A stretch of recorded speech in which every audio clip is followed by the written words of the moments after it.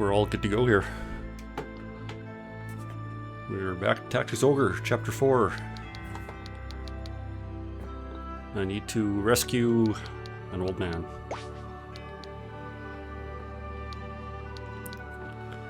How's Morden and Callie doing today? Take a look around.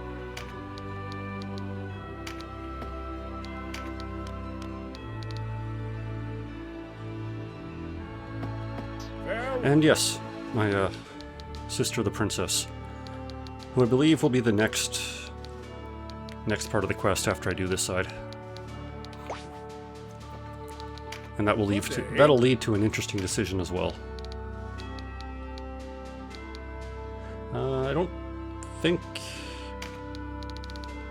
I need anything here. And murder. There's always lots of murder. So my union's 28, a level 26 mostly, it's not bad. Don't think either of these levels were too interesting, so I should be fine. Oh yeah, Denim, you might have no equipment on. Okay, I did. I re-equipped you, that's good. Win with a Dragoon, I have a Dragoon. Win with an Archer, I have an Archer. Take a buff card, I probably will. But is my Dragoon anti-dragon or anti-animal? Anti-dragon.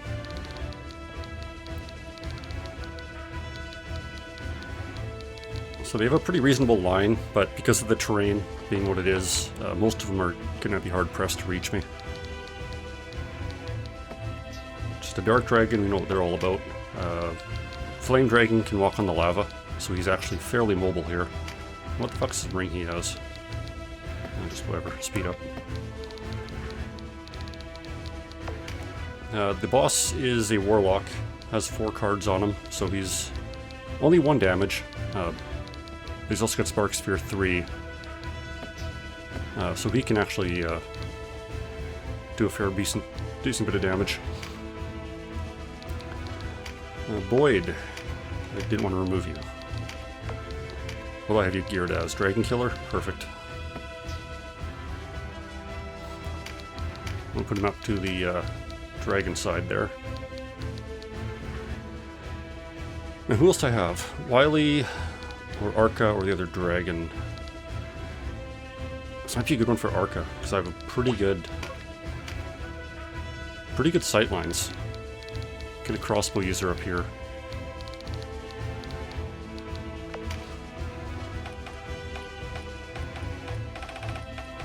Especially when these casters get close. So because I'm kind of limited on the frontliners I can use here, I'm probably going to bring a second Archer. And pop her up a few levels too. Get her to 26 with the rest.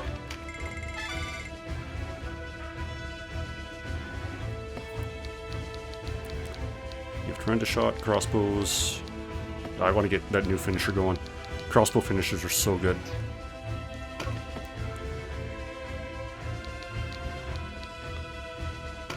Good enough, let's do this.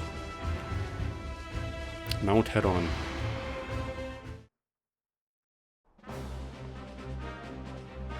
Wait.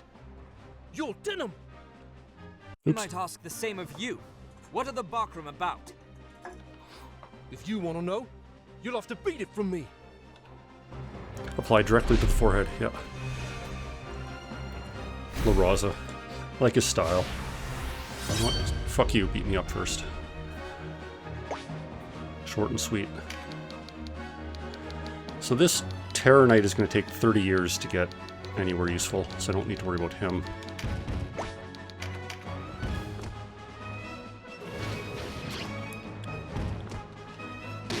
I might, to speed things along, have somebody use an item on Boyd, so I can get the Dragon Slayer going faster. And it would have been good for Feo to do that, but she's slow and can't reach.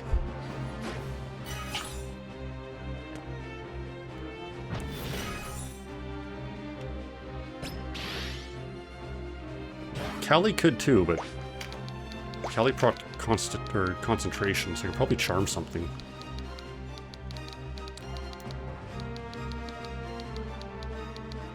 Yeah, I'll trim this Dark Dragon, see if I can get him to fuck off for a little bit.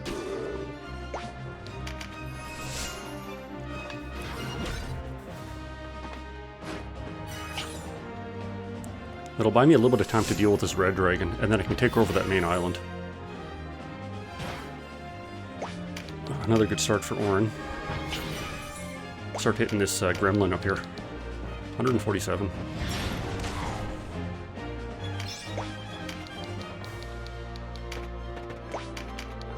Not quite. Don't have the range. A little bit of damage to the Terranite, though.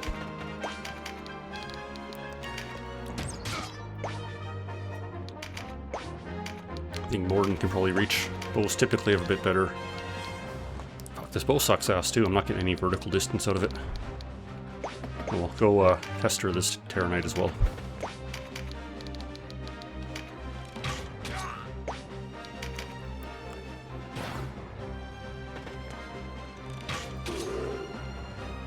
Yeah, I don't so mind if they're hitting my dragon, as usual.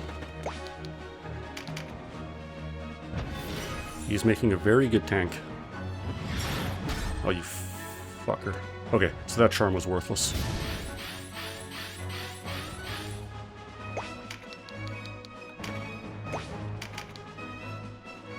Yeah, might as well. Didn't get Boyd the MP I wanted, but I can get him ready for next turn.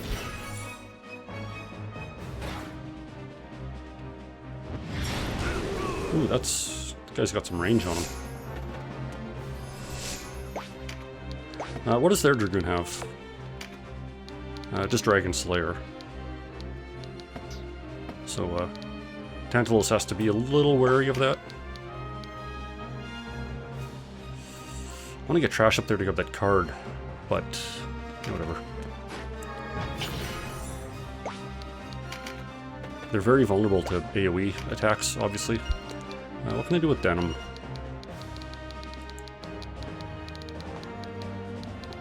Denim can probably go the long way around.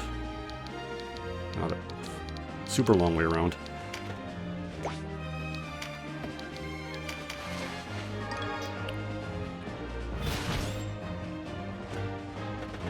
Hey, Pookie. How's it going, Trash?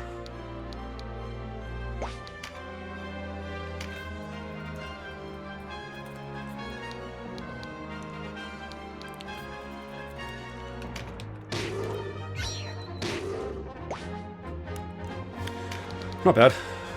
Just got back. Got back a little late from the gym, so starting a bit late, but feeling good. Oh, that's not great. Got weakened procs on both of them.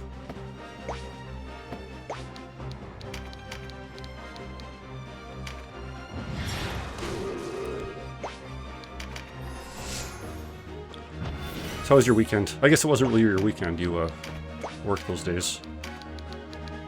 How were your work days?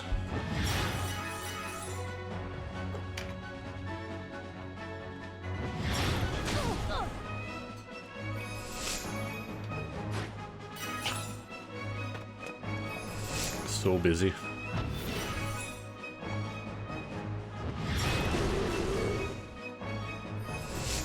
It was good. What did I do? Can't remember. Nothing really.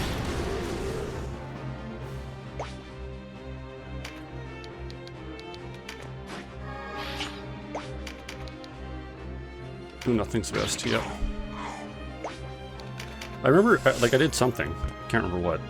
I totally derailed the D&D game I play with Callie, but it was worth it.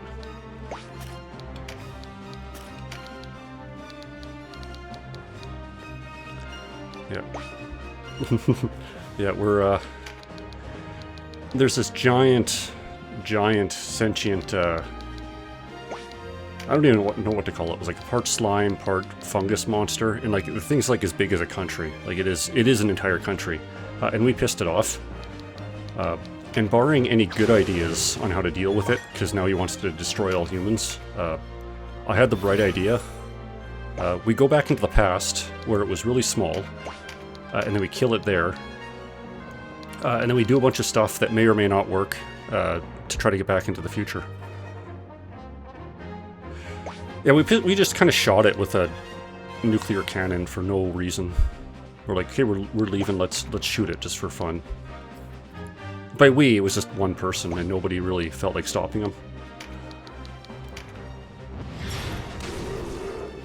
And now it's going on like this genocidal rampage, and we're all brainstorming ideas, and we're like, hey, let's just use the wish spell to go 4,000 years into the past, where this thing is small and killable, and it's literally a post-apocalyptic wasteland. But I'm sure we'll find a way to kill it and get back to the future.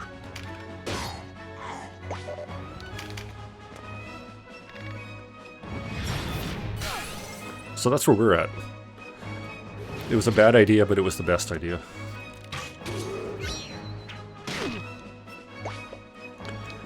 Okay, so there, that fire magic is starting to add up. Have to be a little more careful about them. What's the funniest part?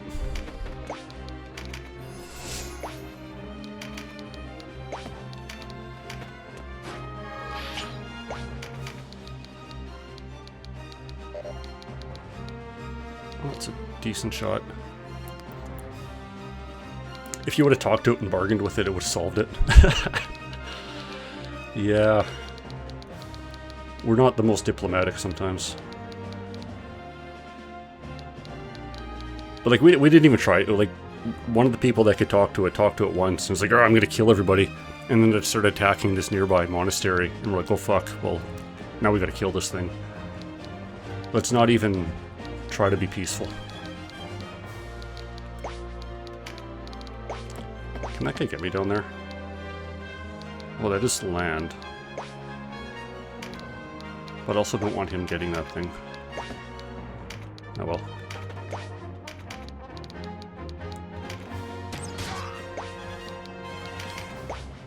Okay, I do have a Dragon Slayer, but Boyd is also weakened, which kind of sucks. But that dragon's pretty low too, so maybe I can get that off.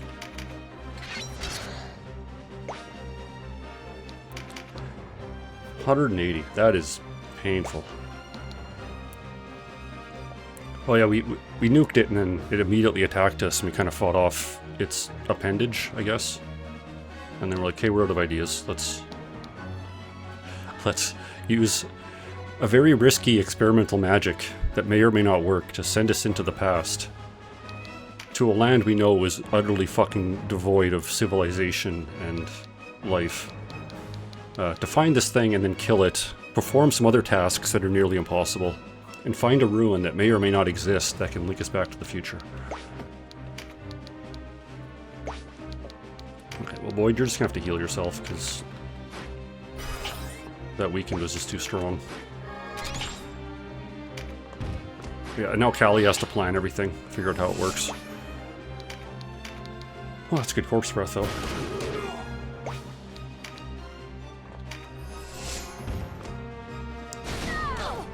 Oh, another weekend. That was at least not going to affect Callie. No magic there.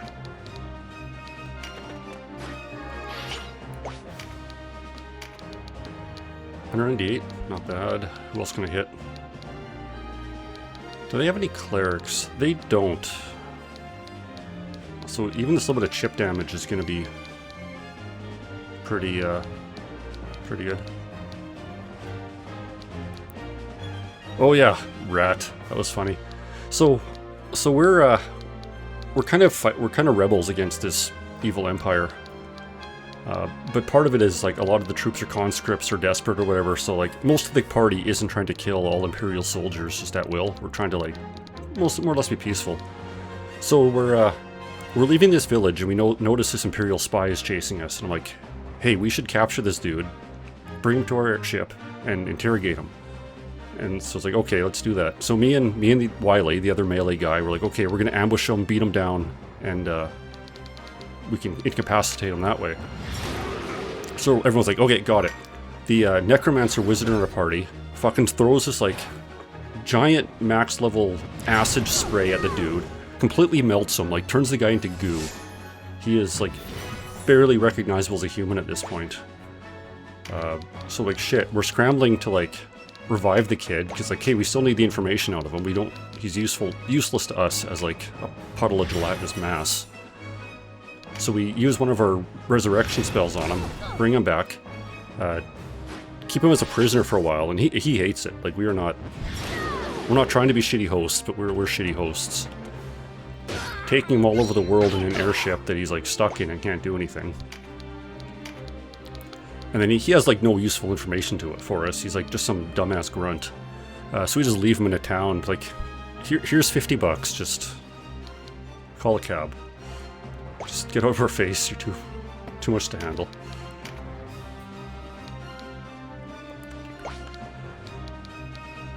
Oh yeah, town. And because of some of our meddling, the town starts getting into a war with like a neighboring pirate kingdom.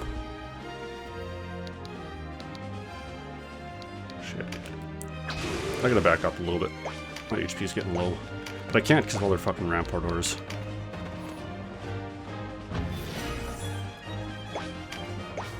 Okay. Kill this gremlin. Or do I want to get more AoE damage going? Colbert? Hey, it's Colbert. Yeah, we've done some questionable things. Let's just kill... Yeah, let's just get one guy off the board at least. We have noble goals, but our actions don't always appear that way.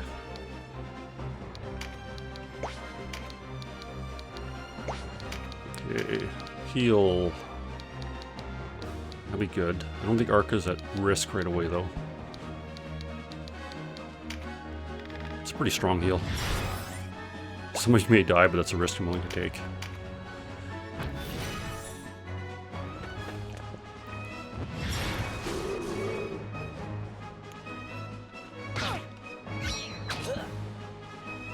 And we're falsely accused of blowing up a city. And I still claim we're innocent of that.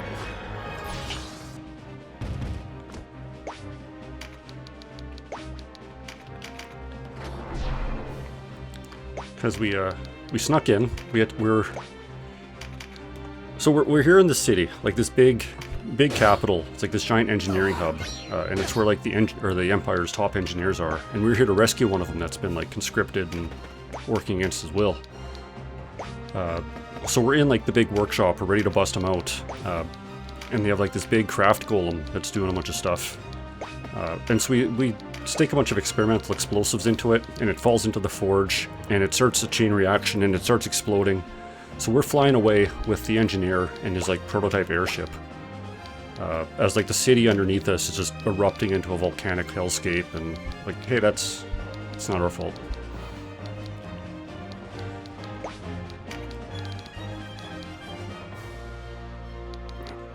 That red dragon's coming up quick. I don't know if Boyd is going to be useful for that, but gotta chip it down.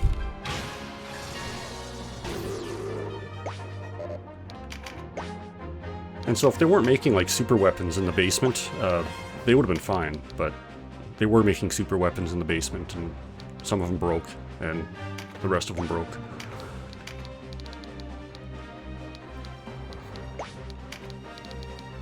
$128. Can't use Brimstone Hail yet. I'd rather save up for that, assuming I can kill that dragon before it kills Arca.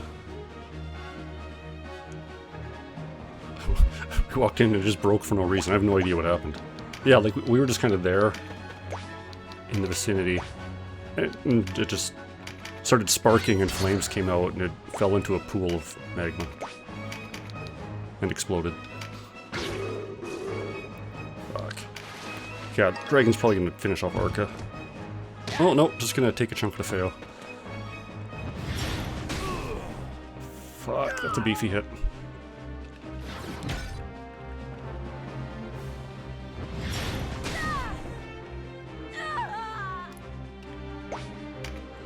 Okay, this isn't going all as well as planned. This dickhead's fucking 5% chance of hitting weakness and just neutering my entire party. Kinda did it. Can't quite kill him. Can I get a charm off on someone? Buy a bit of time. Well, that Berserker's coming, and she's got Berserk active. And it missed.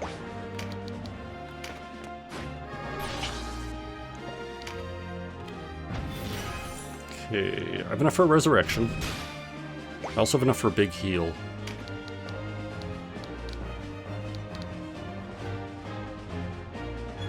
Probably... oh, what's Resurrection's range? Not a lot. I can get Trash up, Trash can heal and back up a little bit. Denim's super precarious up there, though.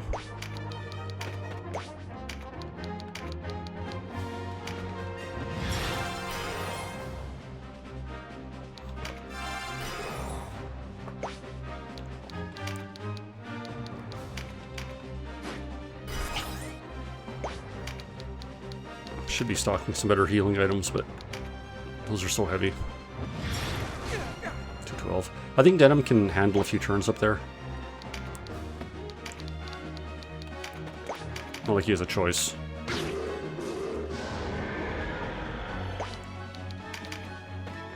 Oh, that's not great.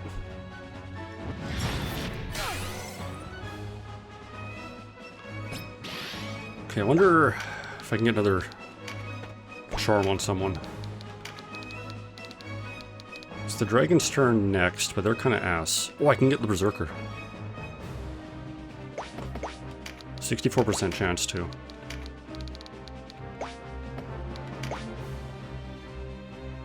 Now the Berserker doesn't have a turn for a while. And who's... does that Rune Fencer have cleanse? Ease, yeah. He's up right away. So he'll probably cleanse it.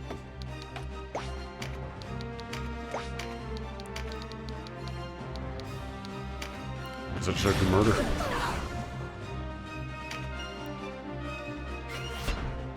This guy's at least kind of useless, because I did get fear on him.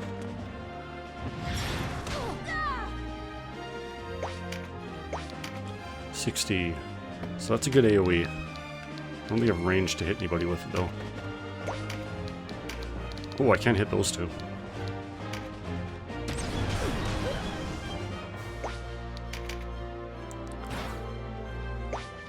Okay, what can I do with this guy? This Terror Knight's gonna be a problem very quickly, so I gotta get him out of here.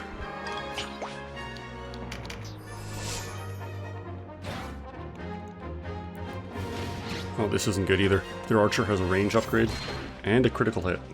He's just getting fucking everything.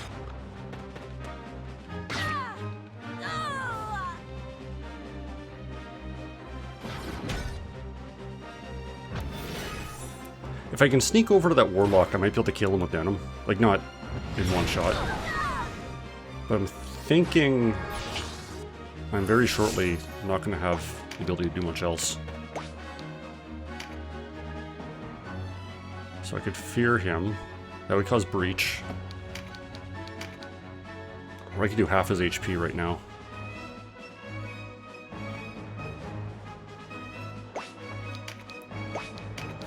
So they have minimal healing.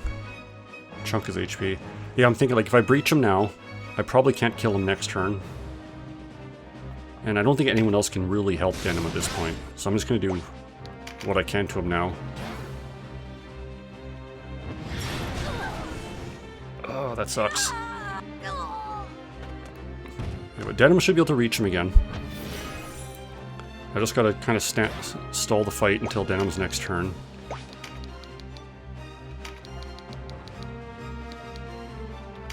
If I can charm Ned, he won't be able to heal anybody, but I can't.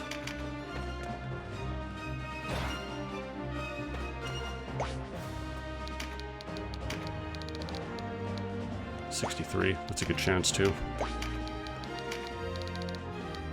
Why is Ornn's chance so much better? Does this have... oh, ability on autonomy. So I turned Ornn into a witch, which is like the warlock. And this book has a bonus against human targets, and I think that's affecting status effects too, because her charm percentages are way higher. Not high enough though. Okay, Eris. See if we can pop a heal over to Denim. We can't. Okay, just hang out.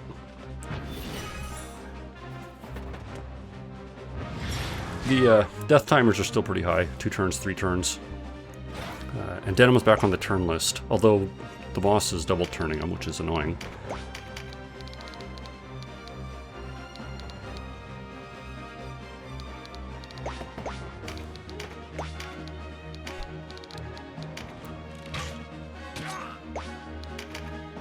As long as he doesn't move too far away. Although I imagine he can move close. Try to hit a group with a fireball or something. Yeah, I drastically underestimated how much AoE damage this party was able to do.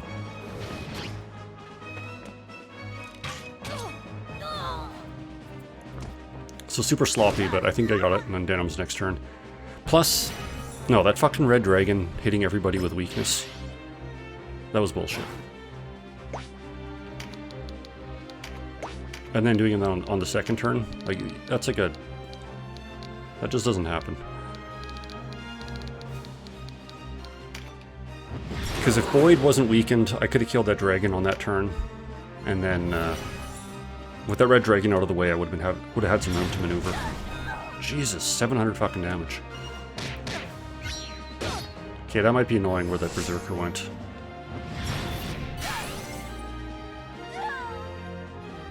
I don't know, Denim. Fuck's sake.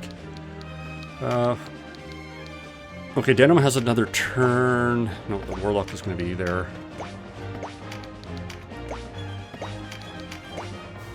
Okay, right here, Denim will still have the next turn, and that'll put him before the Warlock.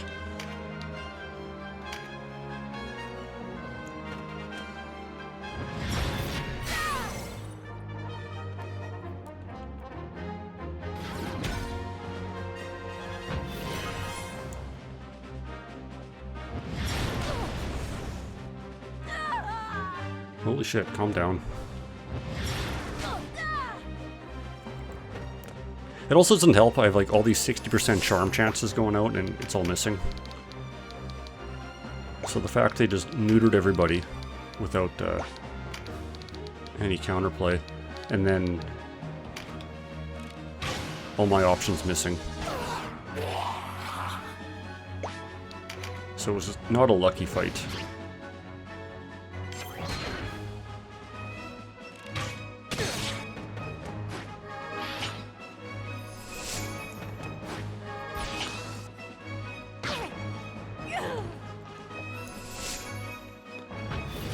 Okay, this will actually be bad if that wizard hits Denim.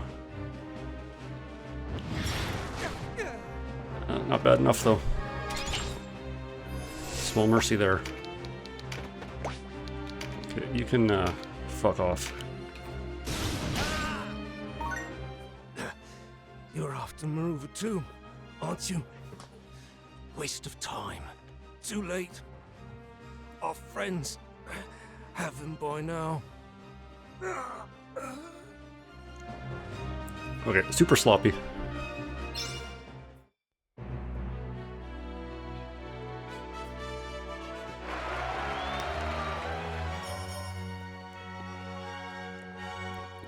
But no deaths.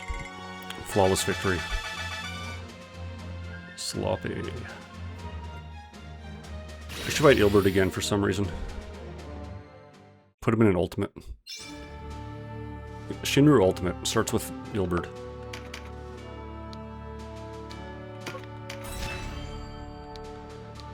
Hagia Banhamuba.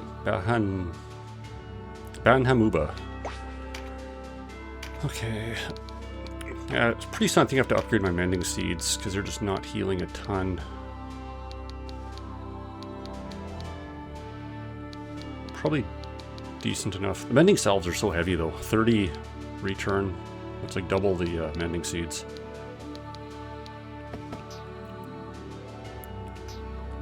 He'll fuse with the primal next expansion.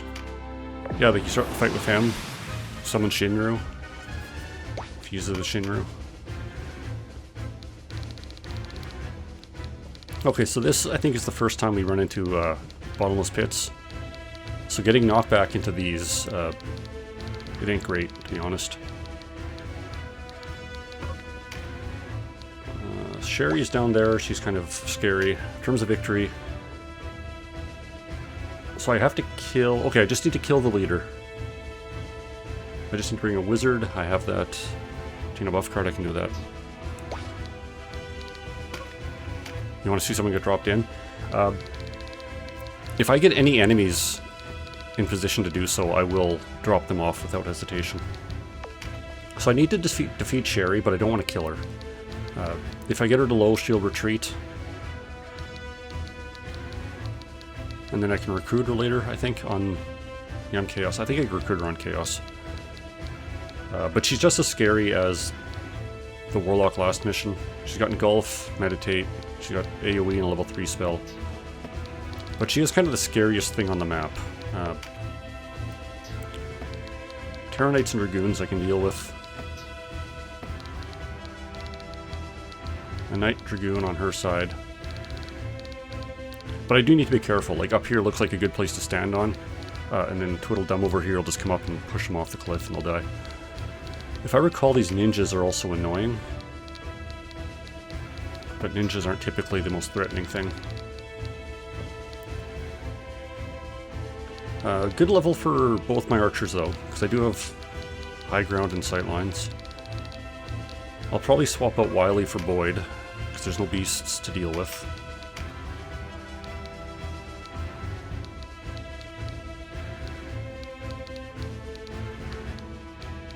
Yeah, what does that look like? Should be fine. So yeah, I want to pop a few shots off at Sherry when I can. Get her to...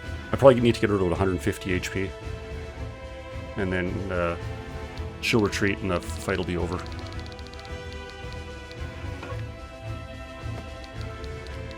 Positions are good.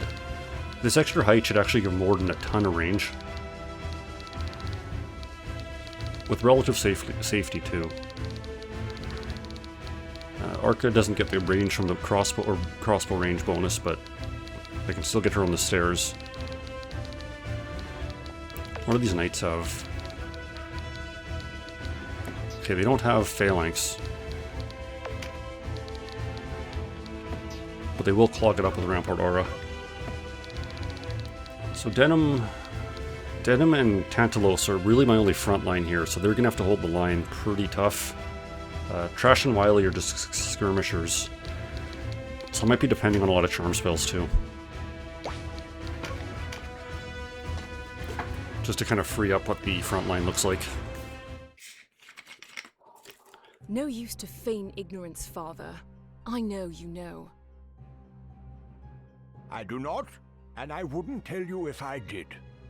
Is that any way to speak to your own daughter? Or have you abandoned me, as you did mother?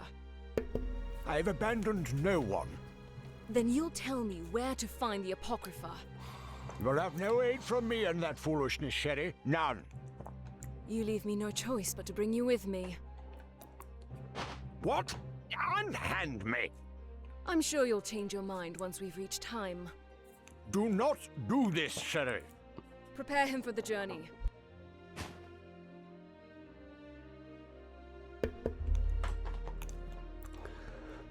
So they take him upstairs and surprise, kill him. Time to leave. The knight, I mean, not Maruva. Abuna Maruva, are you alright? Who are you? Would you know me if I said I was Denim of Goliath? Transit, son.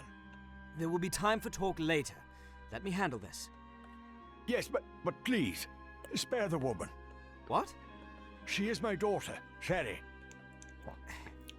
Very well. The Father watch over you. I always knew La Rosa was useless.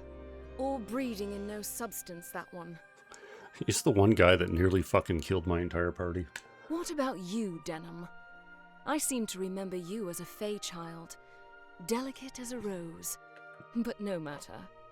Such fancies will not stay my blade.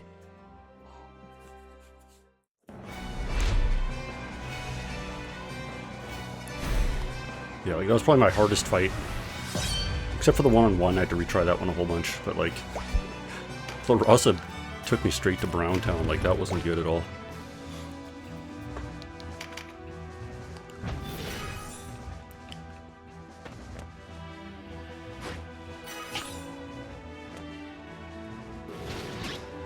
kind of don't want them to hang left. If they could be going on the right side of the map, that'd be a little better for me.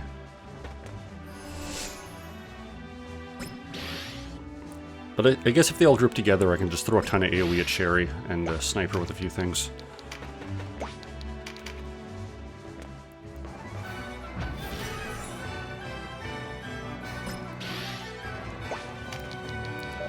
So one of the nice things is, or advantages of using a one-handed sword, or any one-handed weapon really, is with a shield and with a huge amount of.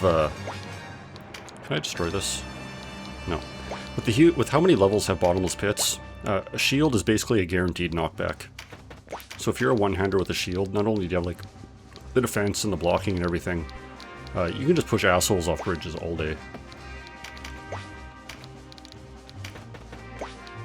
Like a crit can do a knockback, heavy strike can do a knockback. There are other ways, but sword and board is like super reliable for that.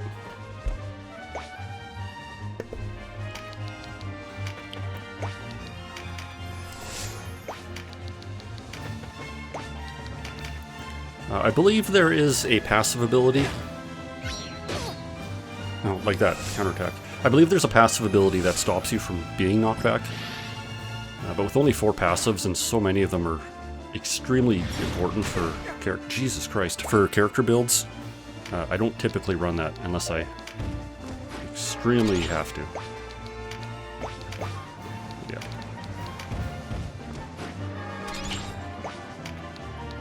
Yeah, so Sherry is like nuking me already. Get a Mother's Blessing. I need some healing. That's not Mother's Blessing. So she deals double the amount of damage I can heal with my cleric. In addition to the rest of the damage people will be taking. But the thing, yeah, healing in this game I think is deliberately weak, like healing magic anyways. Because they don't want you to be able to just stall fights forever or completely negate the enemy's advantages with attacks. I know it annoys a lot of people, but I don't think it's too bad. 80. It's not good damage for a cleric shot or a wizard shot. Well, might start picking people off. So at the very least, like, it is just a caster I need to kill. So if it gets bad, pop a couple archer finishers and some spells at the boss, and should be enough to deal with her. Yeah, the game does a couple things like that that make it extremely unpopular for some people. Like, you always have a maximum level. You can't grind past what the game wants you at. So, like, 80% of people that play Final Fantasy Tactics are just going to mega grind at the start of the game and just, like, one-shot everything they run into. But this game's like, nah, you can't do that. You have a maximum level and you will stick to it. I think that's great. And then, yeah, healing. Healing items are incredibly powerful. Like, you can get healing items that give you full HP. But you can only carry 4 items. They're cumbersome to use, and items are also valuable for their other stats. That's me when you play Pokemon. Yeah, I think that's just, like, the way to play Pokemon.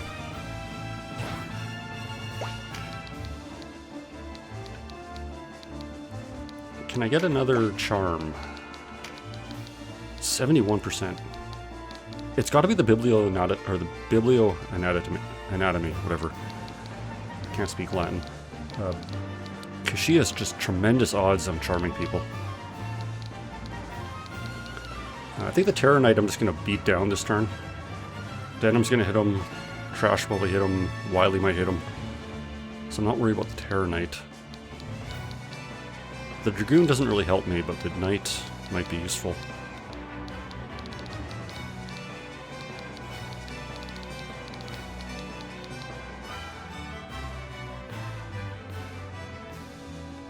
Yeah, I'll try the Knight.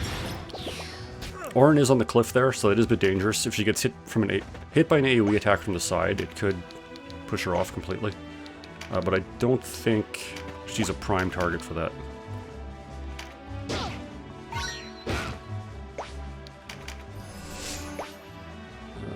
This isn't a great turn order. But I guess you can heal Denim and get that attack power up. I do have to be careful with AoE. Oh, that's perfect. A sword boost, or a physical boost, just spawned in front of Denim.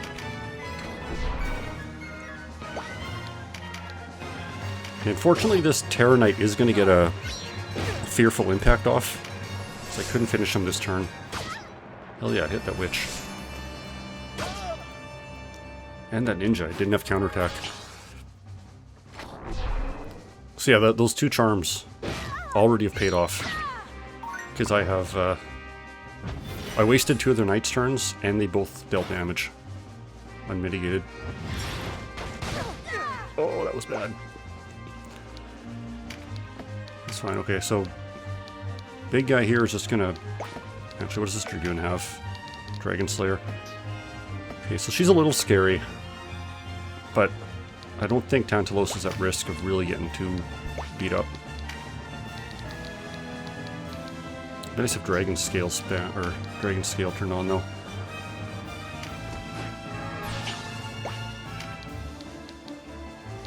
And I'm just gonna have him sit. Yeah, he can't really do significant damage right now, but he can just sit in there with Rampart Aura.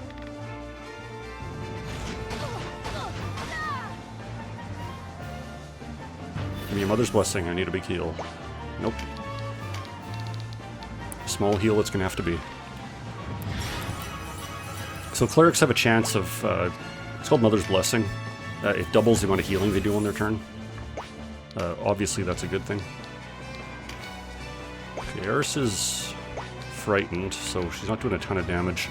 That's almost enough to kill the Terror Knight, so I'll probably just do that.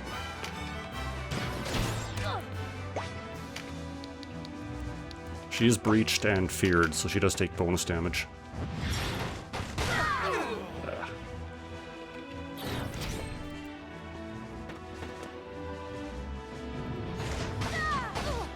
Okay, that was potentially scary, because I could have done a knockback, but it didn't.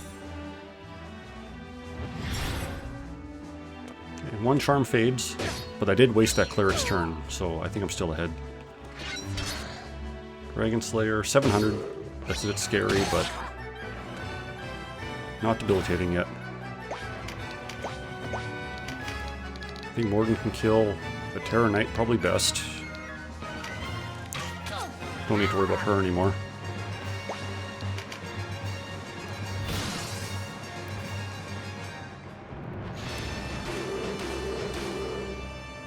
$266. Yeah, that the Terror Knight had armor breach, so that like pushed your damage threshold like way into it. I think I gotta keep doing the charms. Like they can cleanse them. That Knight's probably gonna hit the Wizard again. It can cleanse them, but I'm getting extra turns out of it. So if any of these, yeah, like that ninja over there. She's got a spell available on her turn. Hell yeah. I'm getting good charm luck this time. This ninja doesn't have a spell ready. But she does have a debuff on her sword. Or I can try to get the Knight again. The Knight comes first. The Cleric will be before the Ninja, so I'll try the Knight. It's a miss. Well, that was 3 good charms and 1 miss, so I'm happy with how those odds have worked out.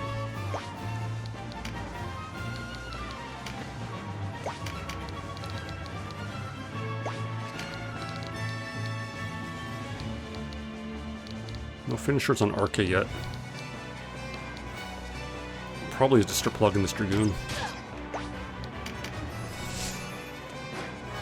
Oh, she got a magic up too.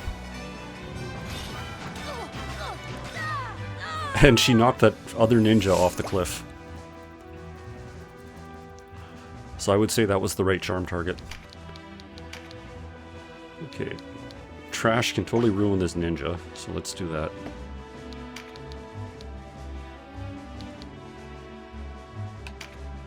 Keep him away from any AoE spells too. Sherry's coming up soon. which isn't great. Let's see if I can deal with this ninja first. Okay, Wiley, you do have a finisher. Can you kill the ninja?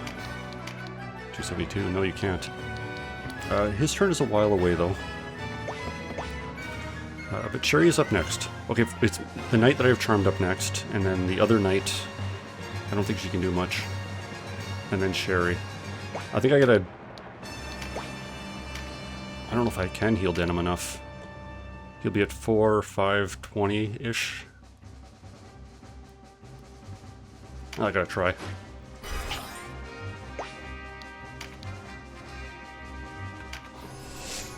Oh, Charm Fade.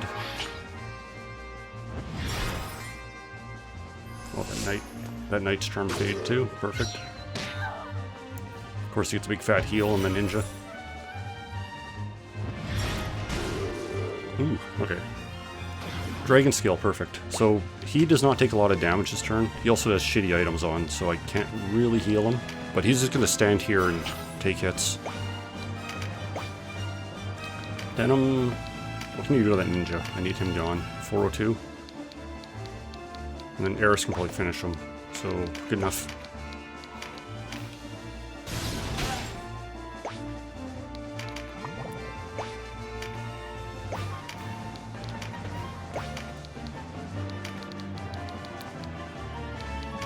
Yeah, so the dragon absorbed, or the dragon has like a 90% damage reduction or something. So he's not going to be taking a lot, but I do need to give him a little bit of health. This won't be nice for anybody. Oh, whatever. Use your blow dart. Okay, Cleric's still being a pain in the ass with the charm removal. 139. Maybe I haste somebody.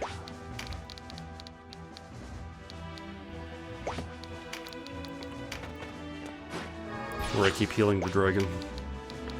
The Dargon. He's poisoned too, which is annoying because that's just going to chunk his HP really fast. Oof. Okay, Morden. Can you do a finisher on that ninja and kill him?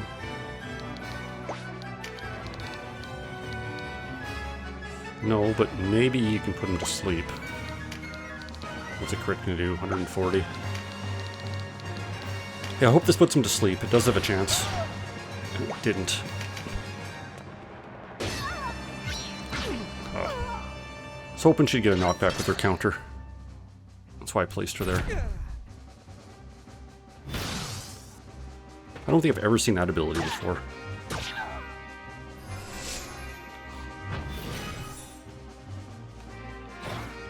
Okay, I think I'm gonna try another charm. Because that ninja's coming up. This one's just a coin flip, but a successful one.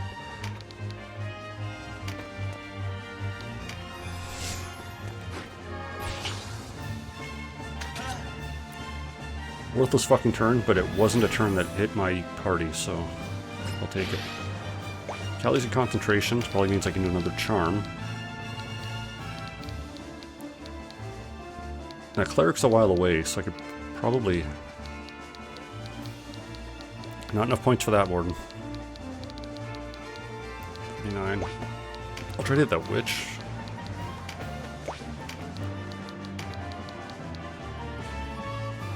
When's that witch's turn? After the cleric's. Now the cleric will probably deal with the ninja, and that ninja's worthless, so whatever. Okay, I have no more,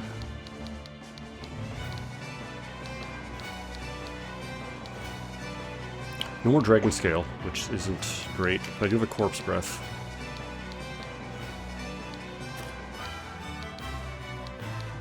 Probably get rid of these two. Oh yeah, knock that dude off the cliff too. Okay, Sherry, who are you gonna blow up? Ooh, Eris.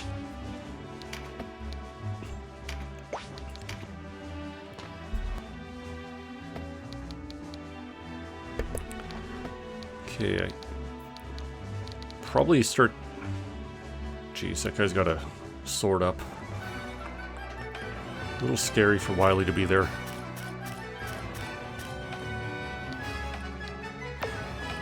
Well, let's see what Wily's dances are like.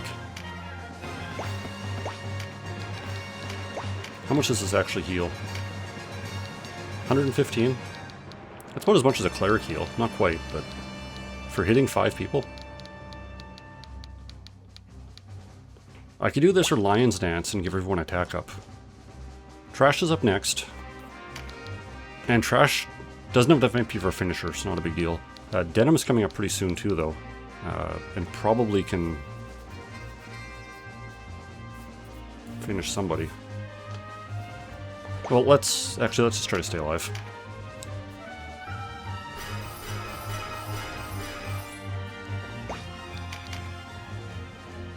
Power Dragon, okay with that.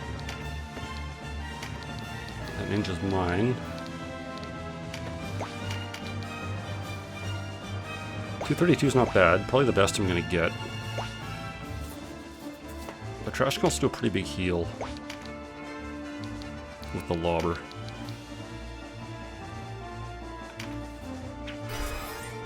I'm gonna move Trash up 1 to get that second card as well. It is a risky position though, because it's knockbackable. But I think I can kill that ninja. Okay, where can I Brimstone Hail? 1, 2, 3, 4, 5. Can I get you? Probably can't get you to hit that.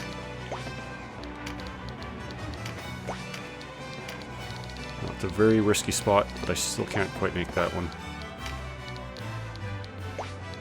Can I kill that ninja with you? How much HP? 1? Jesus. No, I can't.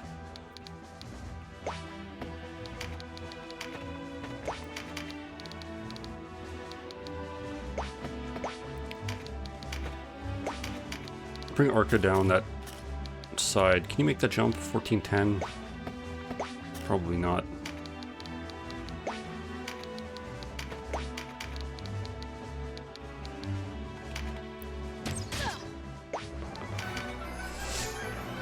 Oh, this is not gonna be good.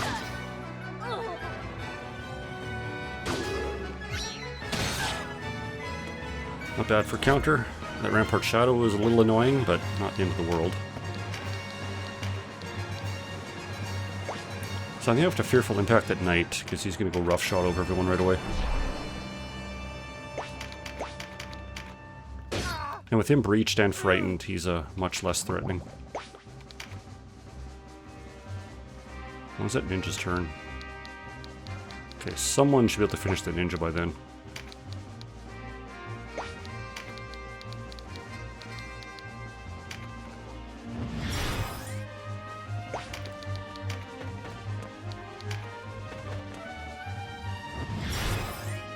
Okay, not bad. They didn't remove any of the charms, so that's probably better for me than just having the guy healed. Warden, can you kill that ninja? 1. No, you can't. I wonder why this ninja is like just indomitable. Like I'm doing 50 damage to the heavily armored Dragoon. You can take a chunk of that knight though.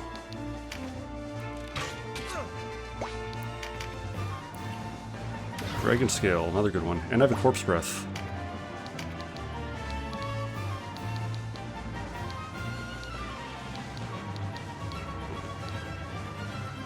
That's actually good. I can destroy that Rampart Shadow and hit the Knight and the Dragoon.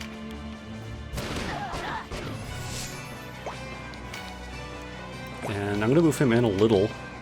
No, the Knight's going to stop me. Well, you can just hang out there. You're doing a good job. Okay, what's Sherry gonna do? She got engulfed, so she can hit basically everybody.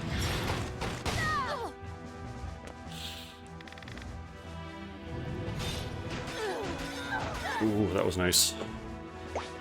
Trash somehow barely survived that attack. With 10 HP. Okay, do I go for another charm? Oh, I think I can kill the Dragoon and almost kill the Knight, so I think it's offense time for Orin.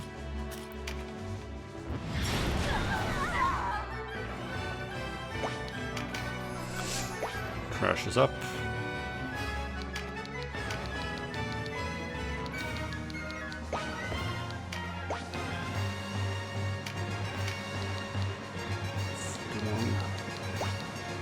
What items for you, though? Do I move you down? No, I don't want to move you down because Dragoon will finish you, or this Knight.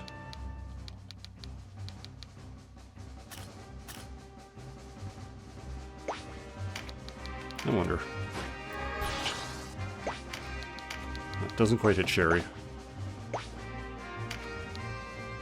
We'll get out of knockback range, I think. Yeah, this Dragoon can't spear there.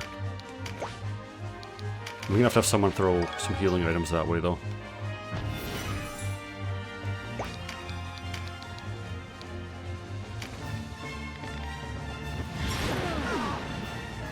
Slowly chip away on them. Wily has to kill this ninja. Wily, 72. What is your problem?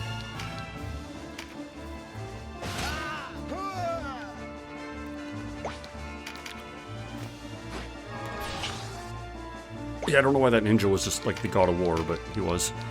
Can I get a good AoE in here? Probably not.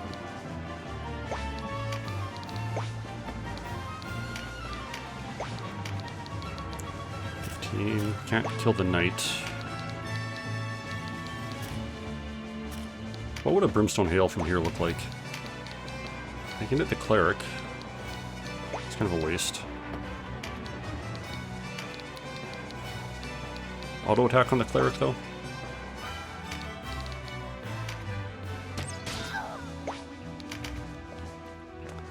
Okay, I'm not too worried about this knight because he is feared. Yeah, only 144 on a caster.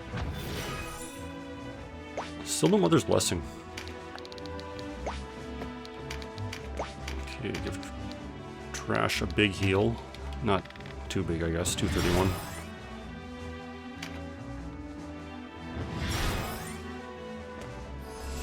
Oh, Charm faded right on her turn. That's annoying. Well, didn't hit Trash. Trash is kind of important right now because they got 2 attack ups and can almost bring Sherry to critical. So when it's time to finish, and the meditate proc.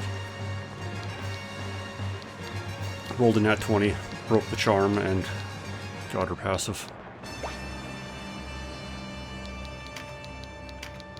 415. I might be able to just kill her. 450. That's a hefty amount of damage, but it's not a guaranteed knockback, but I'll try it. No, did knock her back, but an archer should be able to finish her. This ninja's still charmed, but I don't believe it'll last for long. Ooh, that was a nice crit. Why have you come here? Do you think to make an ally of my father? What is it that draws men to him even now? Say what you will of Branton. At least he does not lose his battles. Why drive your family to the feet of he who ruined you? Because there is no surer road to victory than to join the winning side. What good victory without principles? As much good as taking your principles with you to your grave, surely. It is the victor who lives. That is the only truth that matters. It's fairly pragmatic. Okay, don't hit Trash. Hit anybody except Trash. Yeah, just do like 8 million damage to the entire group. But I think Trash can just end the fight right here. 582. Oh, that'll actually kill her. 542. Trash, you're too strong. 342. Yeah, basically it's like chaos is Denham's ideals only, even if it's like the dumb idea. And the Law Road is very much the opposite. It's like back to the pragmatism. 80. Yeah, fuck it, let's just end the fight. Was that still not enough to get her into wounded? Apparently not. Okay, what's she at? 111? I can probably cap her for less than that. 116? Okay, maybe not. I could throw a stone at you for one. I could get you 110. Well, what is weak? I thought it was 15 or 20%, but it might be 10%, so I might need to get her less than 76. So I gotta do like 40 damage to her. Well, I can probably deal that. Easy enough.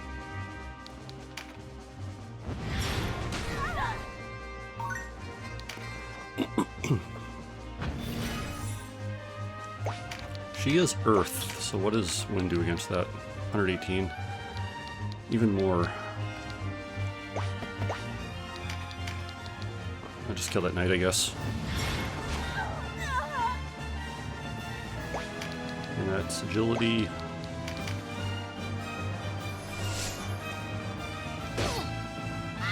Oh, it took you down, trash.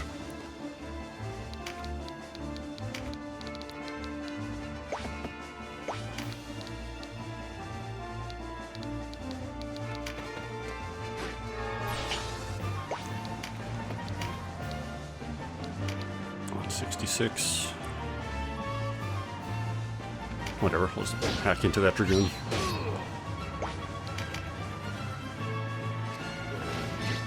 Okay, Arca, how much damage do you do? 91. That'll... Yeah, you don't have a crit card. Perfect. You've made a dire enemy this day.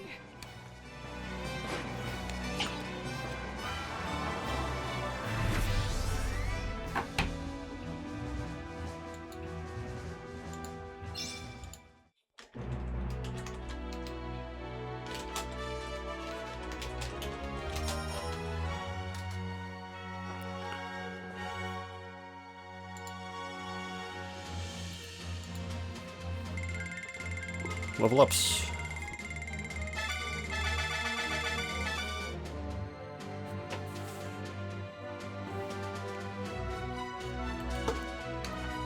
So I can recruit Sherry later. And I believe I need to open up a side quest. I need all 4 sisters. But it's a little while. She's completely optional and kind of obscure to find.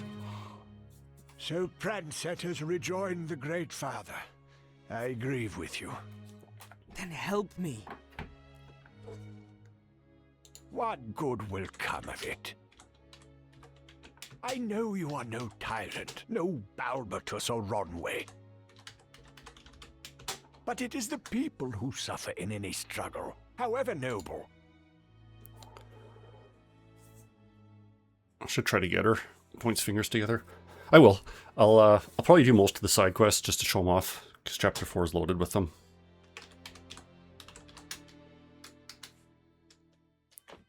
You know this as well as any. Your own Goliath suffered such a fate. Even though I won't really be using any of her, or any of them. Because I'm just using the nerds. The more reason to quench the flames of war for good and all. We must forever rid the Isles of the vile instruments the Hierophant and the Duke have used against us. As Dorgalua once united us, Valeria must unite itself. Dorgalua's time is long past. What vestiges of that era remain are in the hands of the Dark Knights. Kashua. Have you the will to wage war upon her?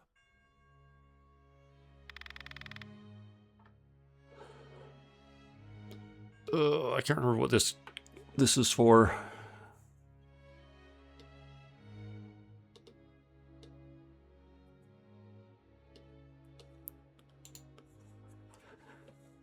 I know this decision changes something later. Neither does a definitive thing.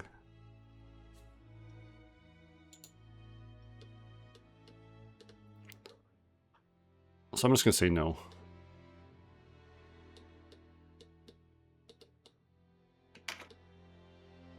She is my sister. I must find some way to help her.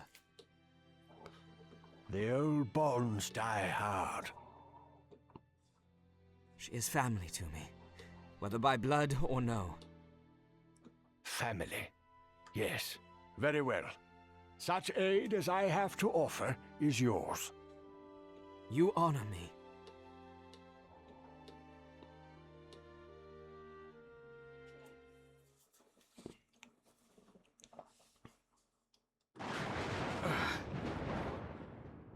Where is this place? And why am I here? Who's there? Show yourself! Make haste? Make haste with what? Who are you to command me? What? Ah!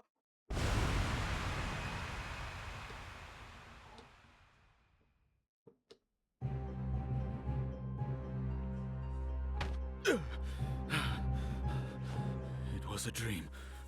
A foul dream.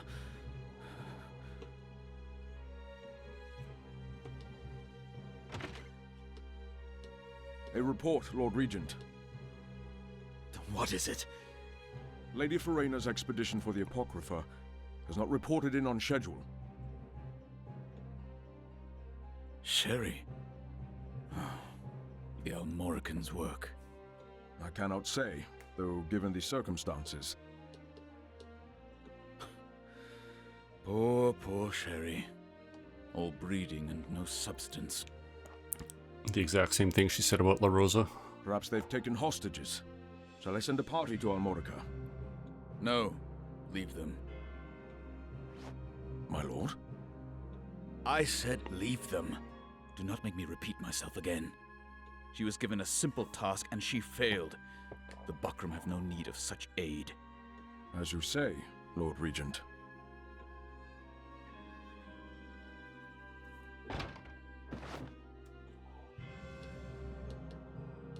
Must I be surrounded by such fools?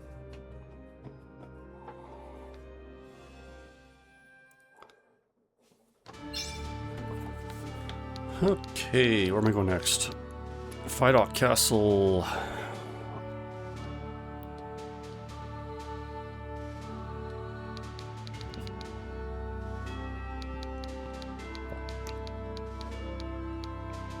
Don't know if I remember this one. Just kind of looking. I have to do certain things in certain orders here to do some of the side quests. I'm just making sure I don't screw it up too badly.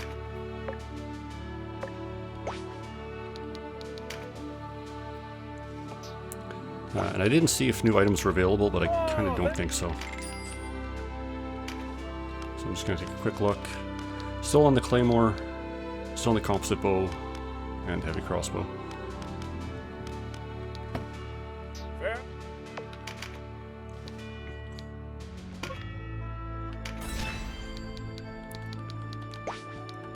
Warren reports.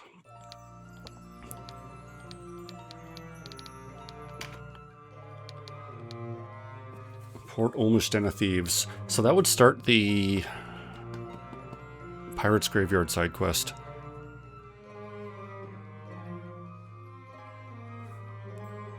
Although I might have already missed it.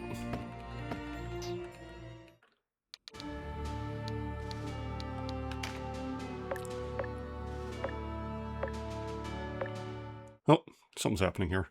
Hey, it's Warren. So, Sir Lancelot has not yet returned.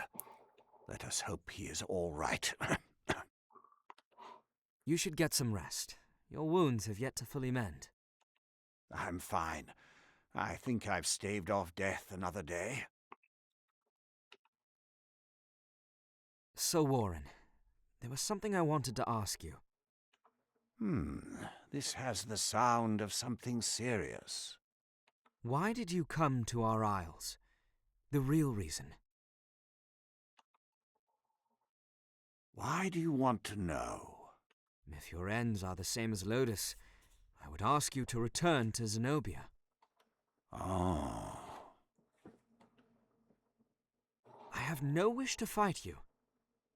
If you've another purpose here, perhaps I can help. I already told you. We were banished. The truth, Warren. Very well. The truth, then. We are here on an errand for our king, but I assure you, we have no designs on Valeria. Our true purpose is quite different. We will return as swift as possible, Majesty. This banishment was a necessary evil. We saw this guy in Ogre battle. Fool a friend to fool a foe, or so they say. We deserve no less. The safekeeping of the blade was our sworn duty. On the honor of the Holy Knights, we will return Brynhilda to its rightful place. Whatever Lotus's reason for taking the blade, it belongs here. See it done, Lancelot. Your Majesty. Brynhilda. All this intrigue over a sword. No ordinary sword. It is said that he who wields Brynhilda wields a conduit to the wisdom of the gods and to their wrath. And Warren should know better because they actually used it to travel to Divine Realms, so... I cannot vouch for the legend, but regardless, the sword is an ancient Zenobian heirloom. We must retrieve it at any cost. And it was the Dark Knights who stole it. Quite right. We were convinced they had taken the sword to Lotus, yet all the while it was in Valeria. Did they bring it here as mere subterfuge, or for some deeper purpose? We must find out. I mislike the sound of that cough. You had better rest now. Think no more on the sword. We will find it. And when we do, it will be safe. I've no doubt of that, Denham. Thank you.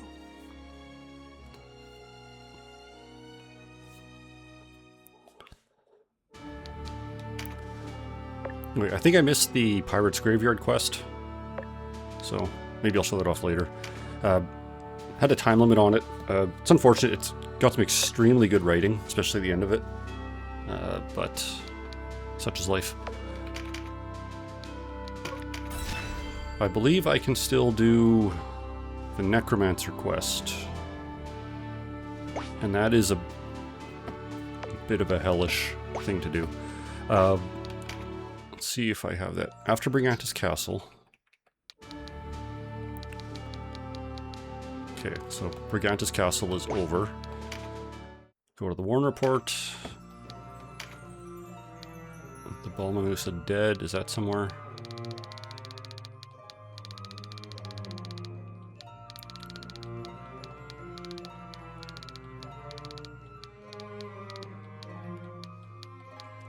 So these are like the main events in the game, but sometimes shit gets stuffed in here that is used for a side quest, like the Port Olmish one. Oh, there's so many, but this is like every scene that we've seen, so like every main mission theme. But you do typically want to kind of look through here every now and then, just to see if there's anything new. There's supposed to be. After Brigantic Castle, read the Warren Report, the Balmamusa dead. But I don't see that. Maybe it's talk. Well, here it is. Talk, the Balmamusa dead. I think this is also on a time limit, so I'm going to save it and see if I can even do it. It is fucking hard. Probably one of the hardest things, at least when I've played it, the hardest things, side quests in the game. Except for some like the super bosses. And I have to do something really dumb at... Oh, Danib's Emporium too. I have to do something super dumb for it later as well. The recent memory of Balmamusa has been the site of a tragic massacre, and now it bears witness to a tragedy of a different kind. Legions of walking dead now stalk the town, having appeared out of nowhere. It is not known where they originated, but we can hope they will stop before too much damage is done.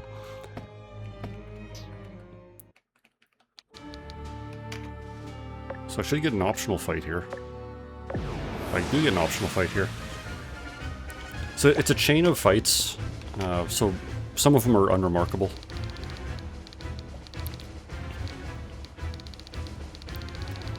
So this one's not too fancy. Level 28, so they're comparable to mine. I do need to rescue Olius, a character we haven't seen on this route, but she's related to Nibeth and all the Necromancer stuff. So I have to rescue Olius, and I just have to kill the rest of these undead. They have a Hydra, an undead Hydra, a little bit scary.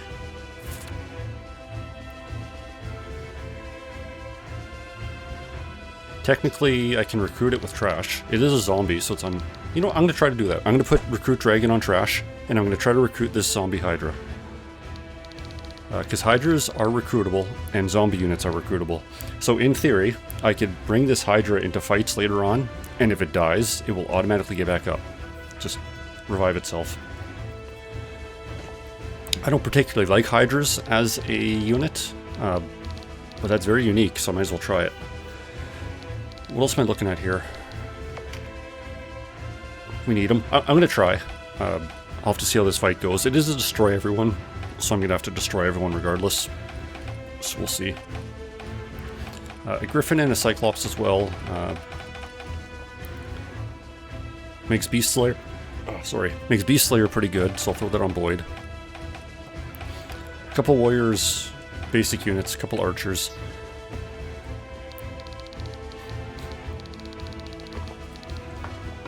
So yeah, first things first, I need to give trash Recruit Dragon.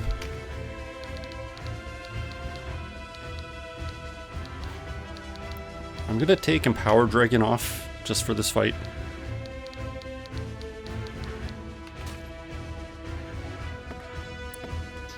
Because Tantalos is really only here for tanking.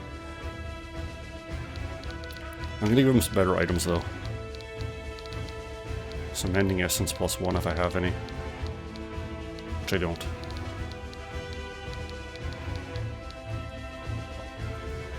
Oh, this is the full one. Okay, it is just that. So yeah, this'll just do 2,000 HP for the dragon. Warden's Dragon, these nuts. And what else? I'm gonna put some holy water on some units as well, because Feo won't be able to keep up with dispelling all the undead.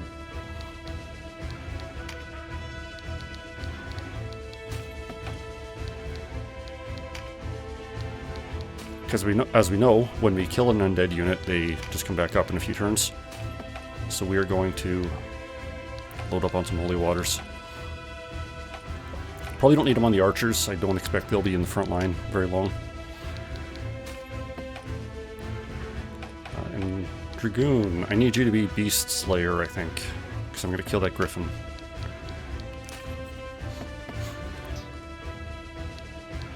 And I'll bring Void instead of Wily again. So what does my loadout look like? So these stairs are a big choke point again. We saw that the first time we were in Balmamusa. But nothing too scary. These should be scalable hills, so I'm going to send Trash and Tantalos up there, I believe.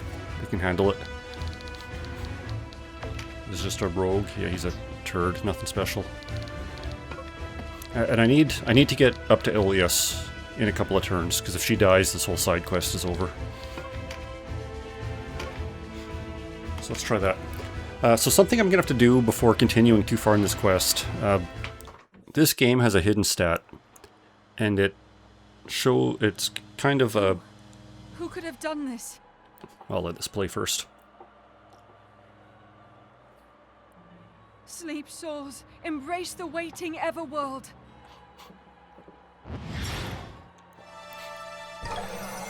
Nothing happens. No, this does not go well. I cannot deliver them all to rest. You there! Are you alright? You've saved me. Flee while you can. May the protection of the Father be with you.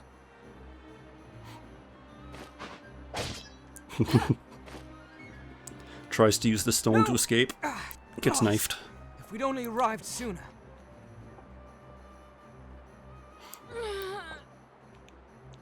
She still lives. Quick, aid her.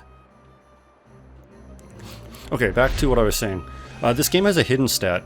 It's hidden until you get to the post game. It's called the Chaos Frame, and it is a rough estimate of how much the separate clans and factions like Denim and like the Resistance. So certain ones that we've been killing all game, they're not particularly fond of us. For, you know, kind of understandable reasons. Later on in the quest chain, we can recruit a necromancer, and she is a staunch Galgastani. But she will only join us if kind of the Chaos Frame, the Galgastani Chaos Frame, is positive, or plus 50. So there are ways, certain decisions you do, like whenever I kill a Galgastani, I lose a little bit of Chaos Frame with them.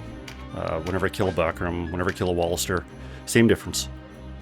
But Galgastani were the main enemies at the beginning of the game. So we've been killing them for a long time.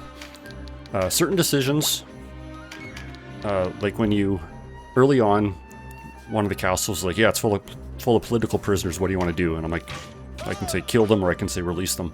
If you release them, people like you a little more. So there are decisions that change and weigh what people think of you. But unless I min-max that, I don't think that's enough to have the Galgastani like me.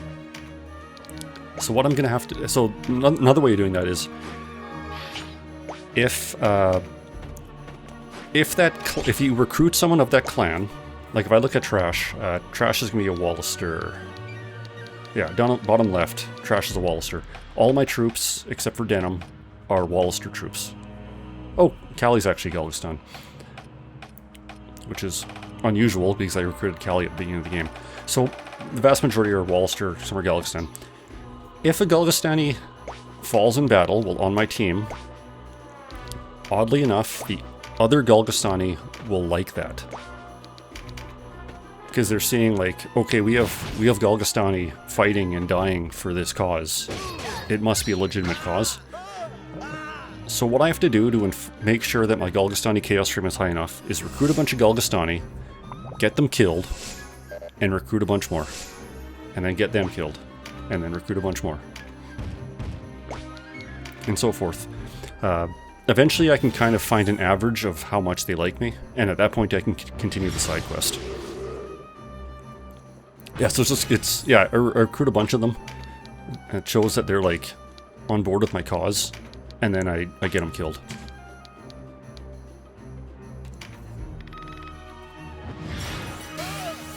So it's kind of annoying, but that's what you have to do to unlock Necromancers.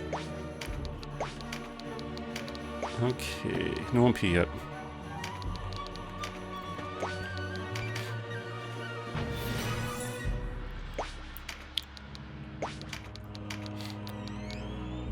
So they have no... Nice thing about this level is they have no way of healing naturally. Like, they don't have any clerics, they can't use items.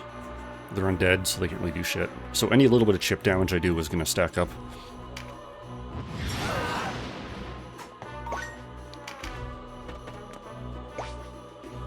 Right. Quick BRB.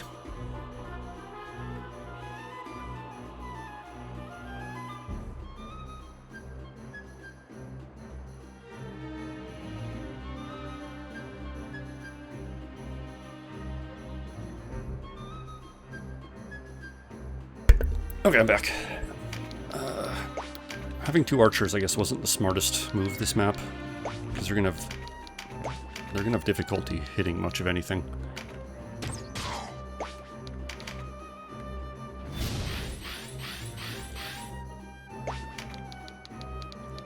I'm gonna rush ahead. As soon as I rescue Olius, she is going to flee, so I don't need to keep her alive. So I'll probably just get rid of her now, and then I can focus on cleaning the map. Did I use it on the wrong fucking tile?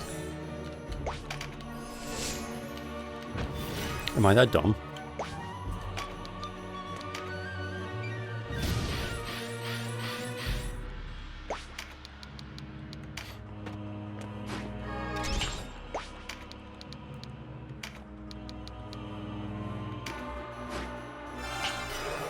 There we go. No, that didn't... How the fuck?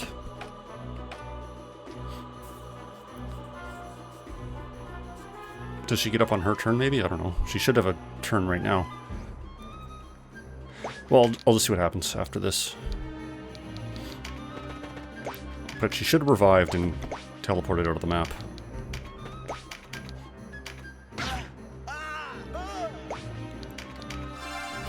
Oh, there we go. So that's not how player resurrections work. I am revived. Thank you, good sir. And she fired off a quick heal spell on that undead unit, so... I would aid So that you works. in return. Get a little bit of free damage out of her. You need to mend yourself first. That'll be best done elsewhere. Go, quickly. May the protection of the Father be with you.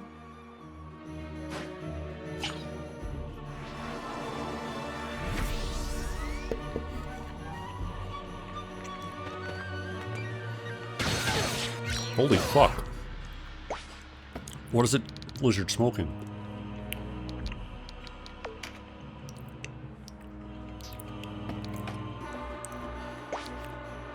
Yeah, that was crazy.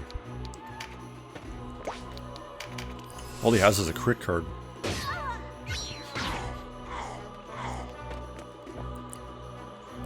Okay, now we got a griffin. That's gonna be annoying.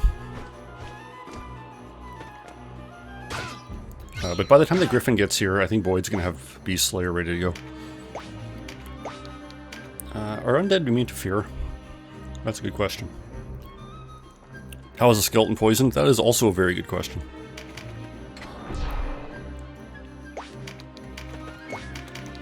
That dude's not even a zombie, he's a straight up fucking skeleton.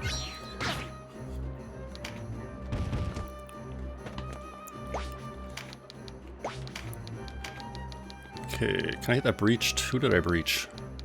Oh, this guy. 260, that's pretty good.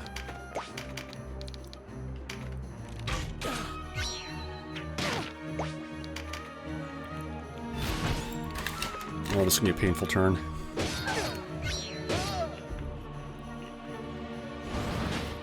Okay, and there's that zombie Hydra. So, Trash and Tantalos are just going to smack this guy around for a while. And when he gets low HP, I should be able to try to recruit it. Well, it has Rampart Aura, so I can't really move around it. Or maybe it's just that bush.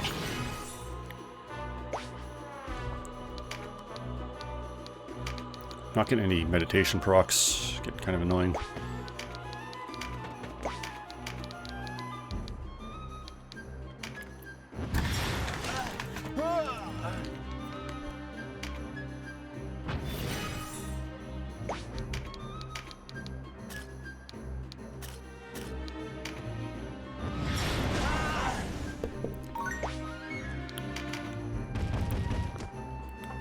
Okay, Griffin's in good place.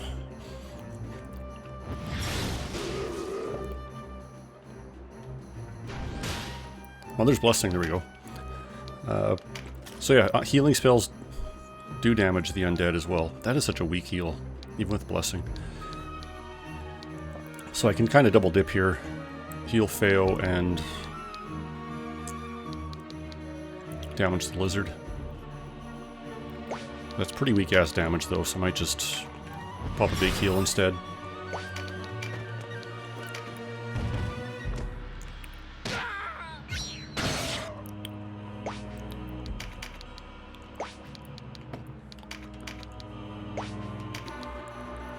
Okay. So yeah, I'm looking at the tame icon. There's a blue circle on there. Sometimes units are restricted from being recruited, but because that blue circle's there, it means it is possible. He's just too strong and I don't have the accuracy for it yet. So I gotta get closer, gotta make him weaker, and then I should be able to recruit that Hydra.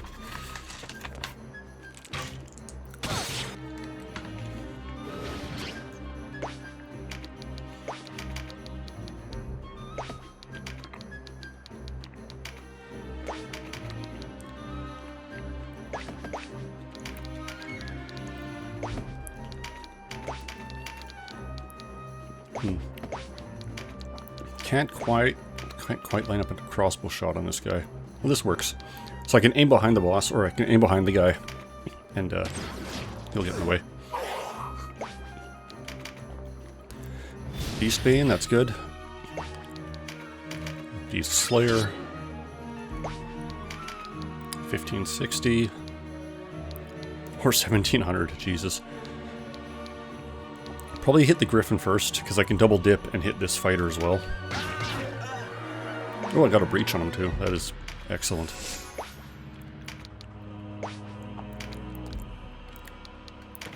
Can I hit a few more, I think, and then start exercising a few of them. Another poison zombie. Eris is on roll with that.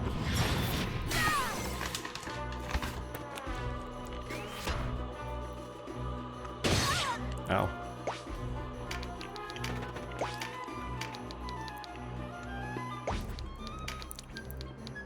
And of course I didn't put holy waters on my archers, because they would be perfect for dealing with these two right now. 124. I'm probably gonna have to get this dragon to about 100, maybe 200 HP.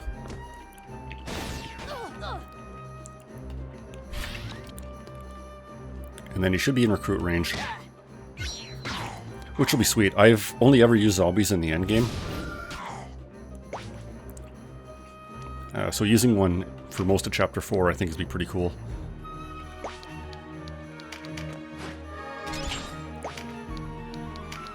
$360 or $341.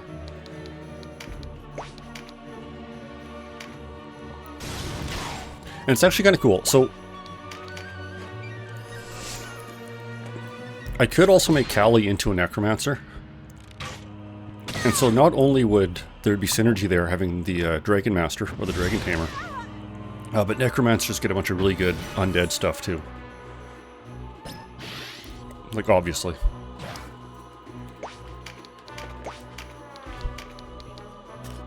So if I do finish this quest and turn Callie into a necromancer, I can probably do some fun stuff. Although I don't know if I need necromancer abilities or necromancer spells. Because necromancer spells are a little bit harder to get, but necromancers can use like all basic magic anyways, so I don't need them. But they do get a couple unique ones that are really good.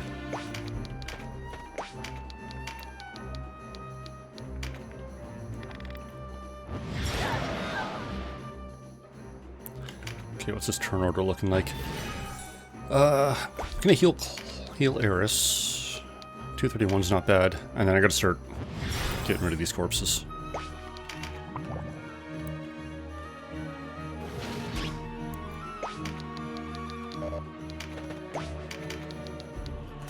$180, perfect.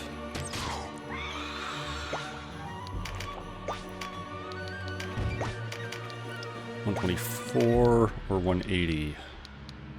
Yeah, let's get them a little lower, I guess. Trash is up. A little low HP, but I think... What are my chances at this point? 30%.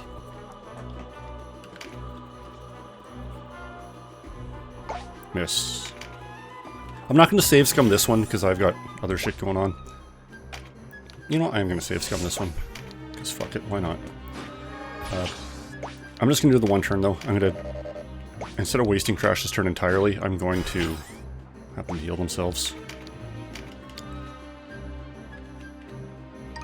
Oh, there we go. I have a zombie Hydra on the team now.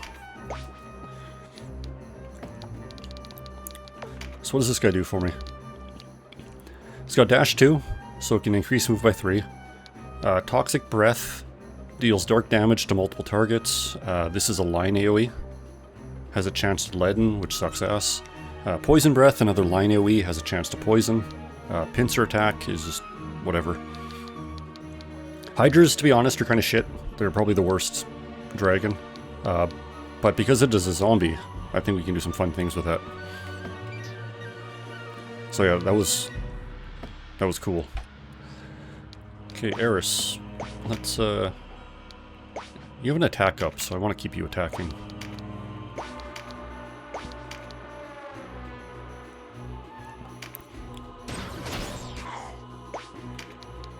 Just dissing your son. Yeah, I'm dissing your fail son, the Hydra zombie.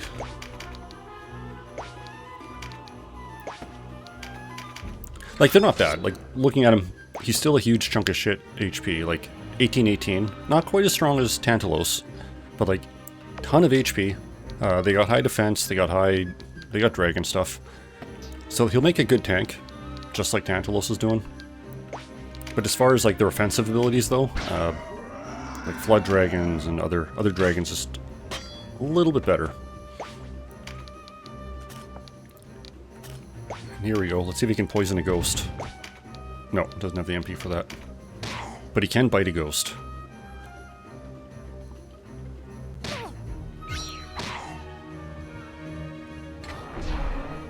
Fearful Impact.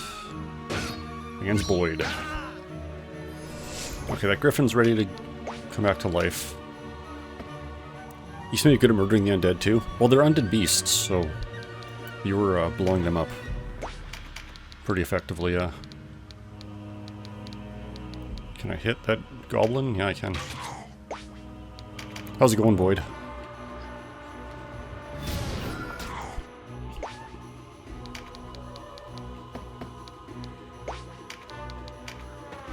Let's get rid of that griffin. He's gonna resurrect right away. You're good. How's your weekend? Enjoy the long weekend. Still digging Metaphor? How many hours you put into that so far? Did you play like 40 hours straight? Because you should have. Dismembrain. A short-range spellboat attack that deals crushing damage to a single target by pressing them beneath an enormous rock. Sure thing, okay. 15 hours? I'll allow it. Okay, can I get you to hit anyone? Probably that goblin. Gremlin, whatever the fuck it is. Or that Terror Knight.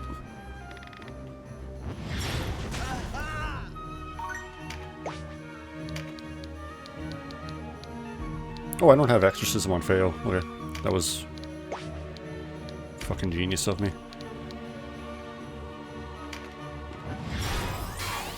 Well, I'll heal that gremlin to death.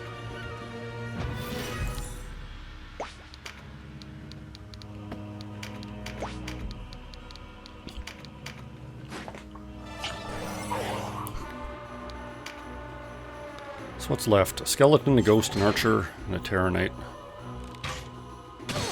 Oof. Oh, that's not great. That poison's gonna go off right away.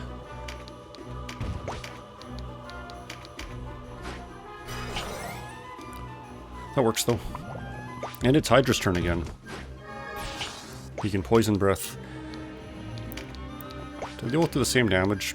171, 188, 166, 183. So poison breath is a little stronger. And I poisoned both of them somehow. Which, okay. Quite fine with.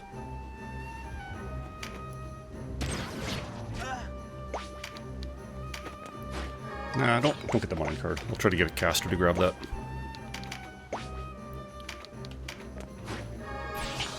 And this Berserker's about to pop, but I can holy water him.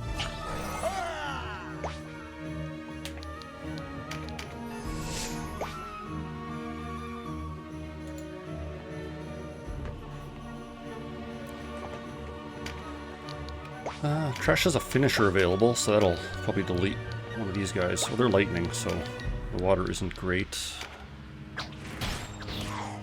That'll do it. So, but right now I'm just doing a side quest that should unlock me necromancers. Just got a bit of a trek to do that first, though.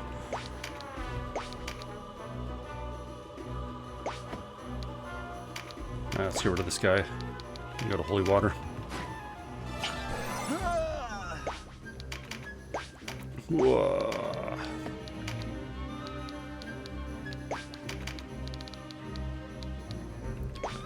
Yeah, not quite the height I need to hit him.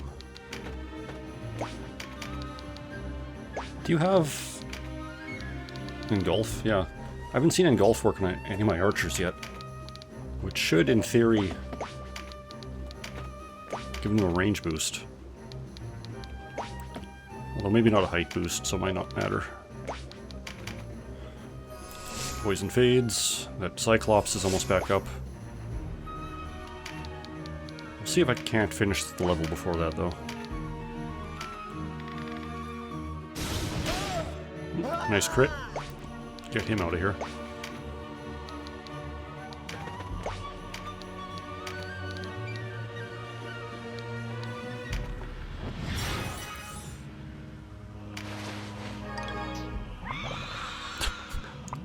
The ghost died from poison. I love it.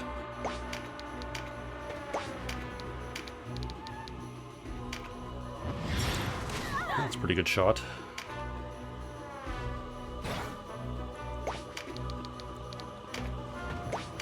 Don't know if I can get that shot though. Nope, but I can Firestorm. Yeah, usually you expect like undead and shit are just immune to poison and fear and a whole bunch of stuff, but this game's like, nah, fuck it, poison them. What do I care?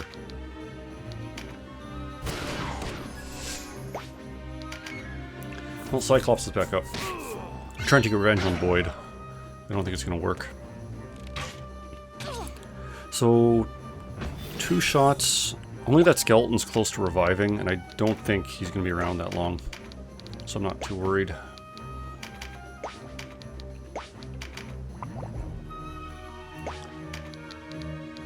Yeah, I think Trash will kill the skeleton.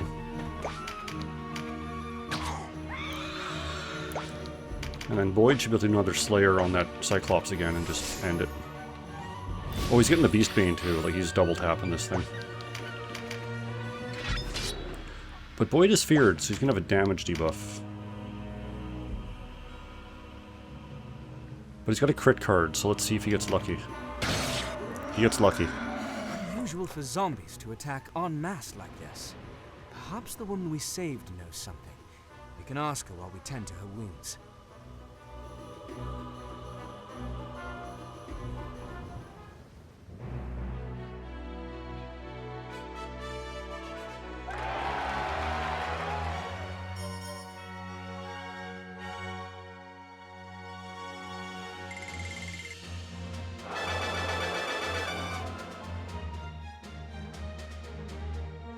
Got a little zombie icon on the top there.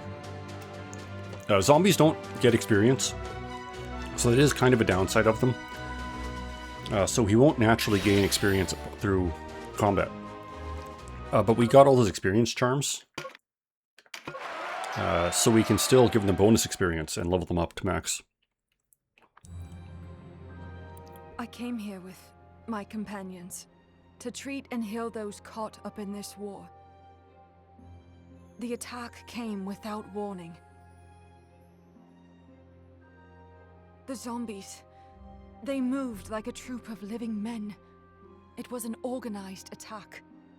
You believe this was not a chance event, but a willful act? Someone sent those zombies on the town. I fear so. But who would put the dead to such... Steady. I fear that the respite from death you have given me is but temporary. It's okay, we have like 30 more of those cure items. The zombies move to attack Almorica. Please, you must protect the people there. Oleus and another character we're going to meet right away are important characters on the neutral route. But the neutral route is for cowards, so I've never done it. Give the dead their deserved rest. You can only get to neutral by starting Chaos and then accepting Leonar's invitation to rejoin the Resistance, I think. So, like, not only are you giving up, you know, your idealism and honor and everything, you're giving up, or you'd already given up, like, the pragmatic and lawful way. And you lose a bunch of really good characters by going neutral as well, so it's kind of like, eh. Thank you. I go to my maker in peace.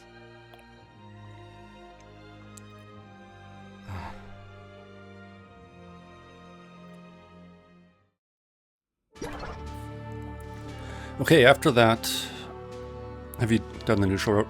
I haven't. I probably will at some point. Like, I have my endgame save that I have like a week of fucking playtime in.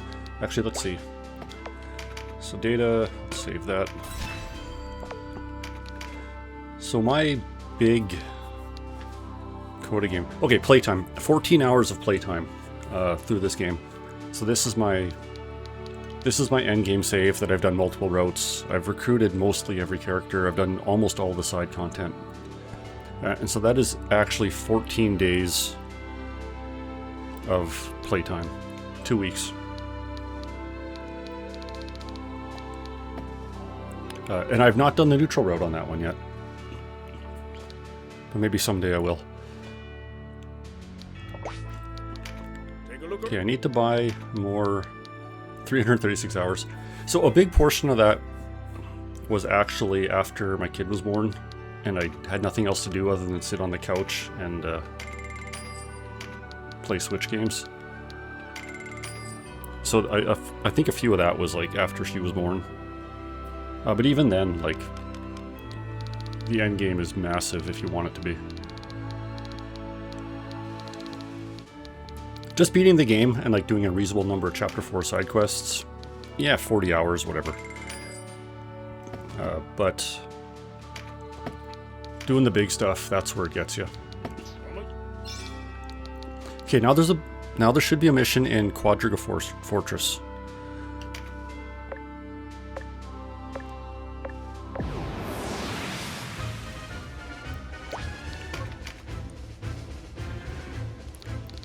Different layout this time because we're actually in the fortress and not outside of it. But what do we have? So we have 3 undead dragons. Oh, I wonder if any of these are worth recruiting. An undead flood dragon. That's actually really fun. An undead cockatrice. Trash wanted to go dragon spec, so we'll just be looking at the dragons. But I already have a flood dragon, and they're my favorite of the standard dragons. So maybe we try to recruit this guy as well. The other guys I'll just evaporate. And the flood dragon's close, so that makes it easy. And what else? I don't think any of these other guys are special. Diebold, he is a fucking scary dude. Like, just look at him. But he also has 2 power-up cards, so he is gonna charge us like a fucking train. Looks like Reborn, kinda.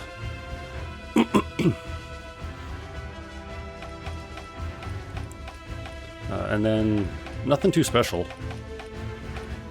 They got a very melee-heavy lineup.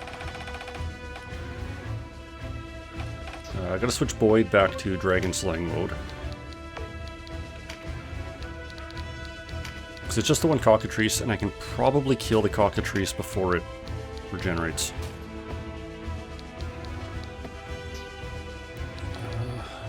You can use Tantalos to tank again.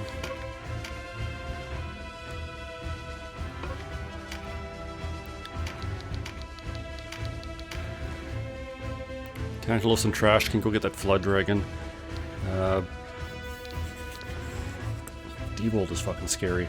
Do I have to kill everyone or just him? That's the wrong button. Vanquish the enemy leader. Okay, so worst comes to worst. I can try to clown on Diebold. Just blast him with spells and shit. Oh, and I should put Exorcism on Feo. If I have a spare one laying around. I do. Exorcism 2? Who has that? Olivia, okay.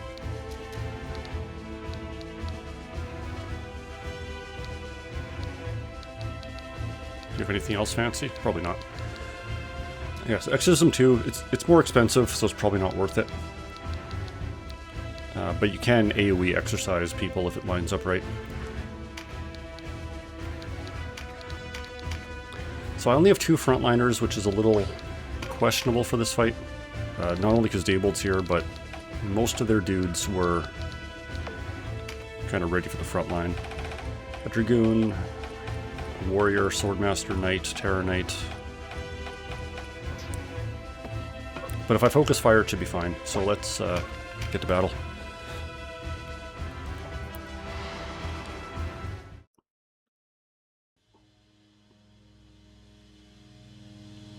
Our enemy approaches. Now we will take what they took from us. Their leader is as much of a corpse as they. The dead leading the dead? Something foul is afoot. So even though this guy is a neutral-only character, or neutral-only recruit, he's got a cool story behind him. I think he's Nibeth's son. So, like, we've met Nibeth, of course. He's the lead necromancer. His wife was a necromancer. 2 of his daughters were necromancers. And Diebold was his son in, like, his primary experiment, trying to make him immortal through undead, or undeath. I think that's how it goes. Olius is also her daughter, so that cleric that we saw last level. She and Daybold are close, and not super enthusiastic about the undead, typically, even though Daybold is technically undead. Mechanically, I don't actually know if he is, though. At least when you recruit him, like, storyline, yeah, he's inhabiting a corpse. But he does not have the zombie status. So yeah, he's undead, but he's not, like, just a zombie.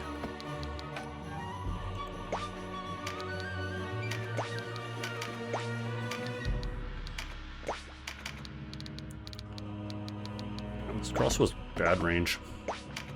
I think I'm still just too used to, like, endgame crossbows and stuff that can shoot more than 5 feet.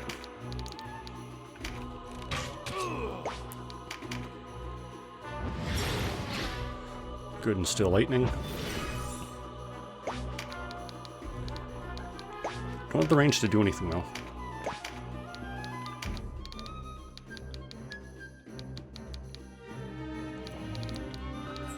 What kind of damage can lightning shot do?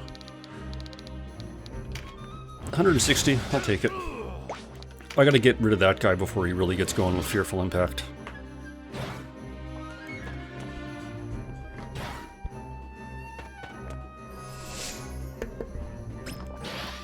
Mind's Eye. I don't even know what that ability does.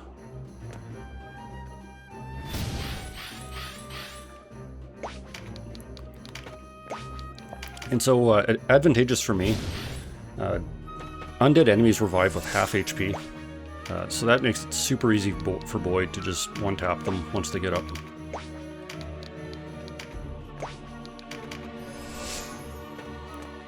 Because at full life, they might be able to survive an attack, like a Dragon Slayer. But at half, a Dragon Slayer will just rip them a new one.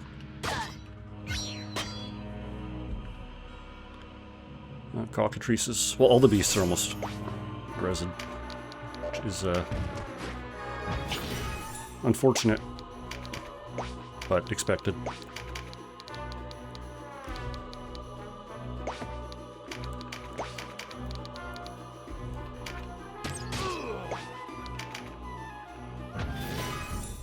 Can I get to that cockatrice? I don't think.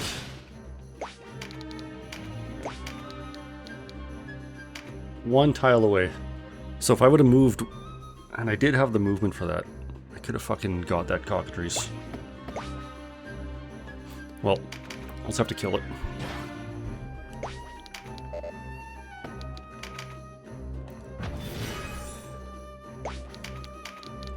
Yeah, and meditate procs are kind of early at the beginning. Like, you're just waiting for meditate so you can do like anything on the magic side. But late game stabs, or end game stabs at least, a lot of them typically have abilities that you can use like 3 times a map that give you 100 MP. So once you start getting some of those items, they give you like 100 MP and 5 spell range or something. Like, they're absurd. But once you start getting them, like, you just start rolling out the magic. Magic is kind of supportive in the main game and the early game, but once you get once you get late game, spellcasters are gods.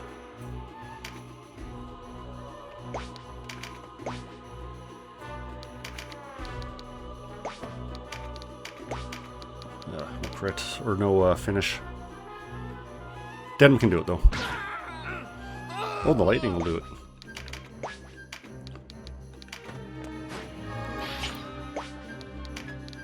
I think I took all my brands of weakness off for Holy Waters.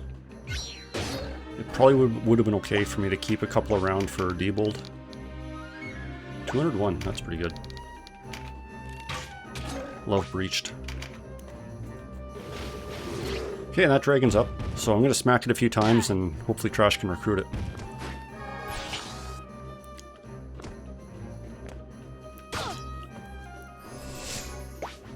It's actually a nice chance of them. Like, there's a dark dragon over there too. I don't want to spend too much time recruiting zombie dragons because I don't have enough room for many of them. But like a zombie dark dragon would be nice. And certain zombies are extremely hard to get. Although I say that, I think necromancers can just fucking kill and zombify anyone, so... If you played, spend your time catching them. Yeah.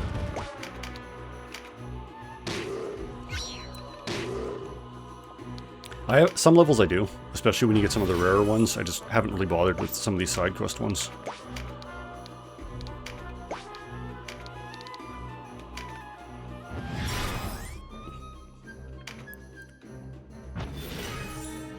A cool thing though is once you beat the game the first time, you can go back to any major point in the story and just play from there again. So I could take like this entire party and go back to chapter 1 and do different decisions, or just do fights again, or do fights differently, or recruit rare units.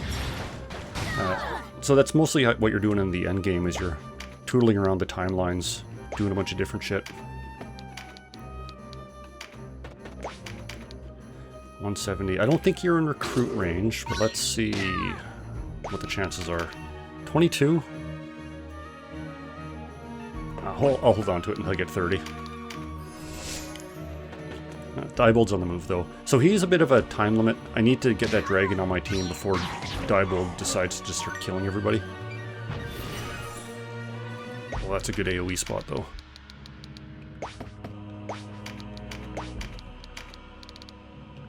That skeleton's in my face, being a menace, but I had a chance to hit 3 guys there, so I had to take it. 150. Oh, and I can... Ah, not enough for Brimstone Hail. I love that finisher, it's just so expensive.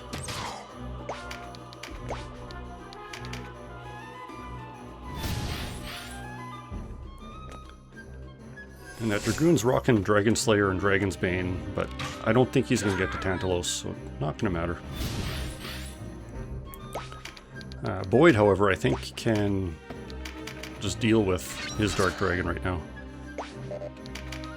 Yeah, 992.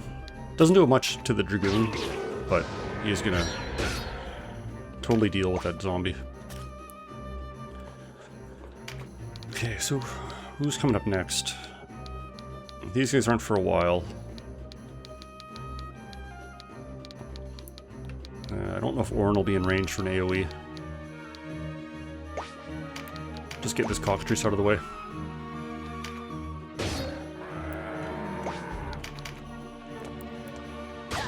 At best, cockatrices can stun my party. At worst, they can petrify them. I don't really want to deal with either of those options.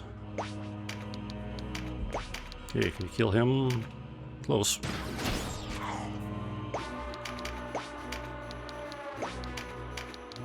136. Tremendous shot will do it.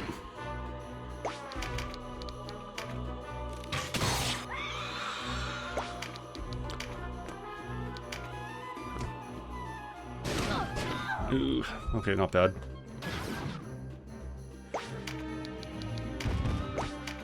$111 or 166. Yeah, I'll save the MP. Might need to burst on Diebold later.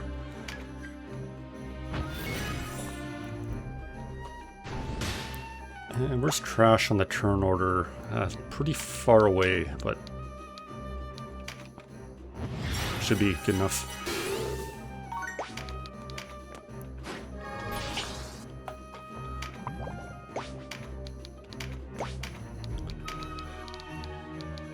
Him and her, or those two. How far can that skeleton move? Pretty far.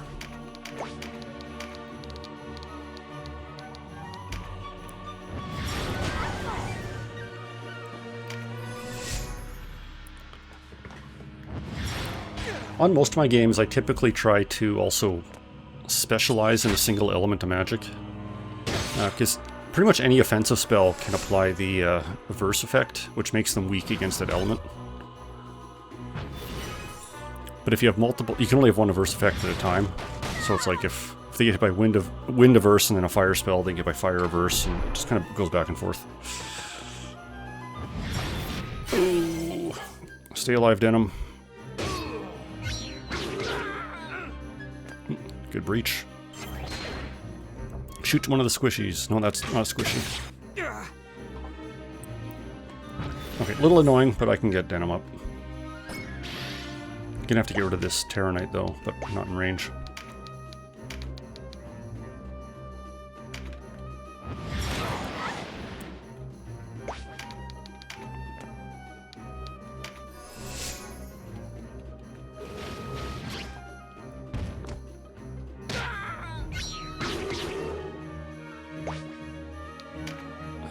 Brimstone Hail? Finally. Okay.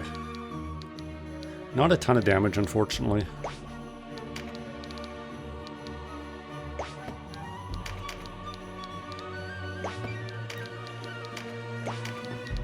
But I do hit 2 of them.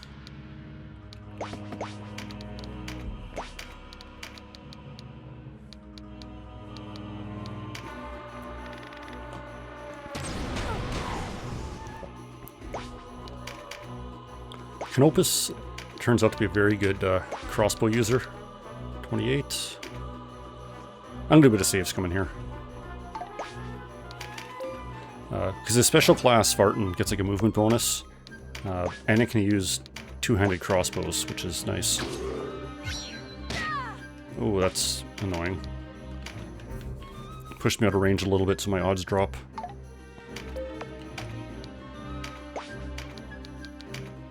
So what else can trash do to change that?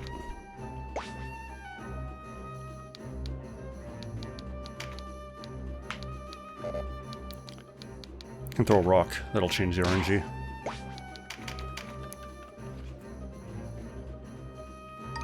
There we go. Saves coming works.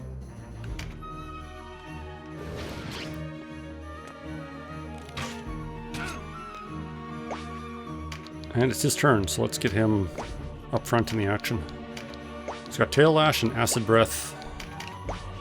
I don't have Tail Lash on my other dragons, so it's just kind of an unremarkable physical attack. But it's pretty good.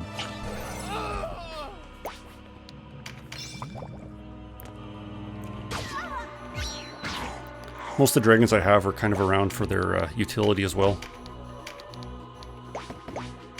Most of their breaths have pretty good effects. Okay, let's actually move you right this time. Here we go. 195, 174. Both are close to death, but not quite there yet. Oh, and Boyd's ready to rock again. Let's get that Dragon Slayer. And let's get that Dragon dead.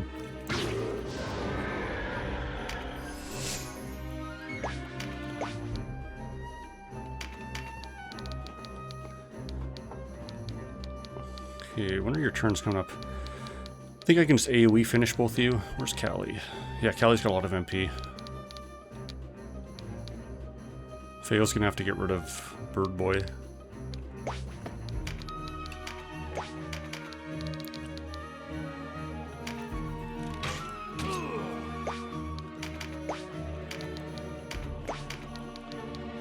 Ooh, Exorcism, yeah, it's got pretty good range. Can I do it from here? Yeah.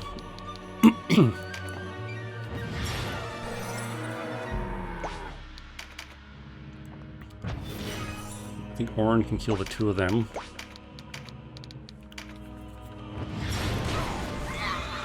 So at least when Diebold starts making a mess of my party, most of the enemy units are out of the way.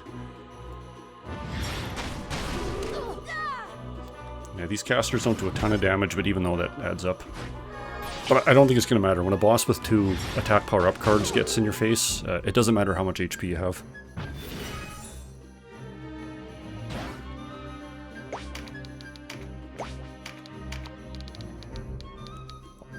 Yeah, I'm going to start working on Diebold. I got the dragon. He's unable to heal.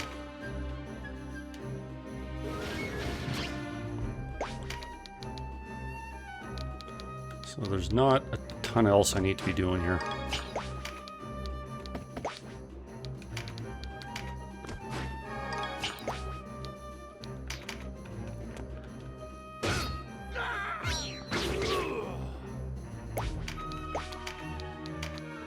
Probably can't give me...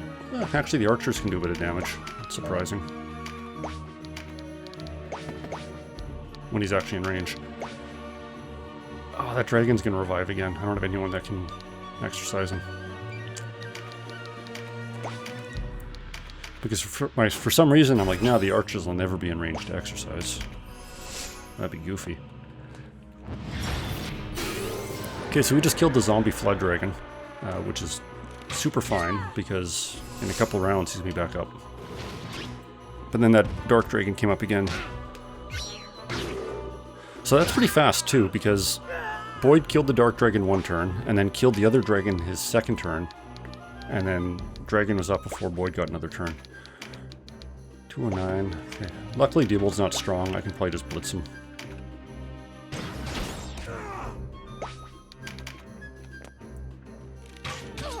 I do have a couple injured people, and the undead are starting to come back up.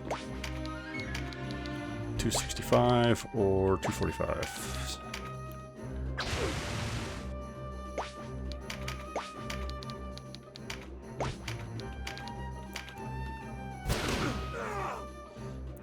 Well, magic damage down, that's fine.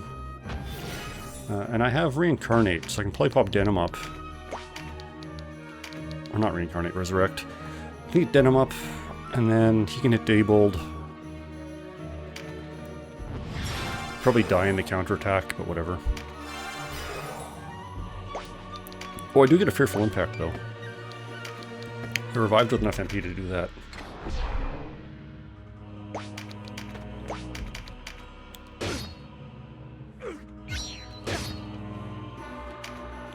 Another... No, not both frightened, but Denim's frightened from the counter.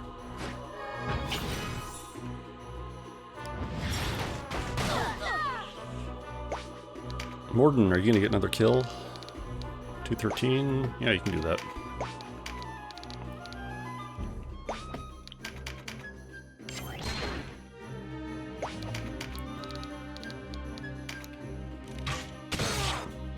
To die. Again. To be killed. Again. Hatred dark within me. A curse become ruin to the Wallisters in Almorica. Oh yeah, super edgy. But he's an undead terror knight. Like that's Looks like she was telling the truth about riding the high on dead the edge for level. Almorica. We must return at once.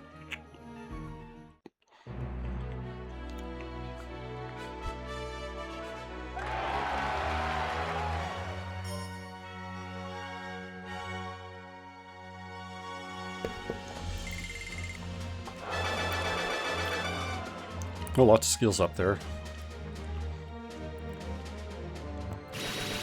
Just weapon. Lament of the Dead 2. Dragon Scale 2. Pretty good. And I got a Flood Dragon. A zombie Flood Dragon. So you need to have a Necromancer to recruit undead units. But for the... When you're only considering... what items am I missing? When you only consider... Here we go. when you only consider classes, like anyone that can recruit whatever the zombie is can recruit the zombie. So that's how that gets through. Okay, now it is time to do what is happily known as the Death March. The next fight involves the Necromancer that I can recruit, but I need to be 50 Galgastani Chaos Frame for that. And I need to look up the specifics of this because I haven't done it in a long time.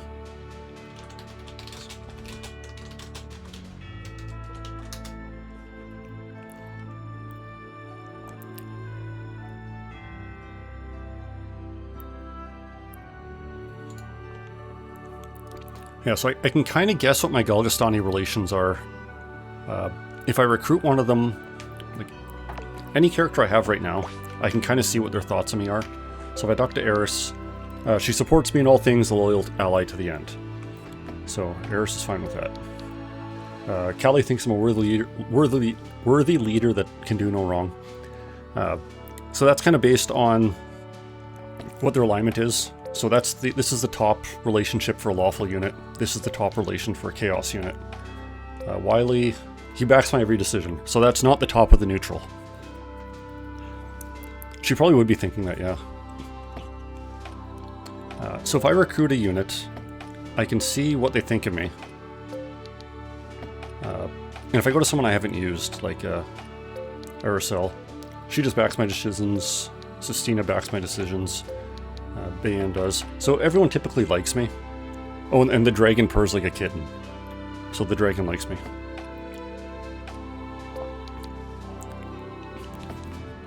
But let's see what the dragons do. The beast has taken to you a loyal companion that will fight at your side. And we'll talk to the zombies. So the Hydra we recruited doesn't really care for me at this point.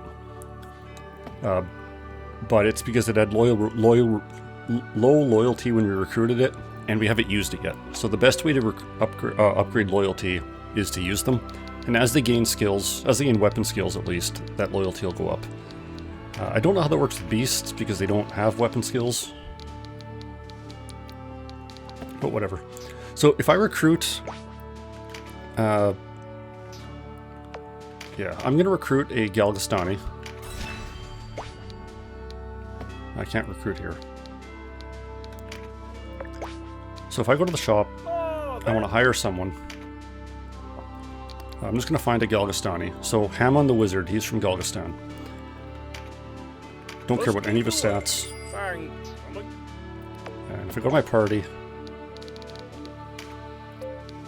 more often than not, this unit speaks in support of your decisions. So that's actually pretty good. This guy's base loyalty is already decent. But there's a bit of a random variance when you recruit someone. So I'm just going to recruit another Galgastani. Another guy named Hammond, I'm pretty sure. So if I check this guy, his twin brother, though not openly discontent, this unit will not speak against those who are. So that's like middling to low, I think.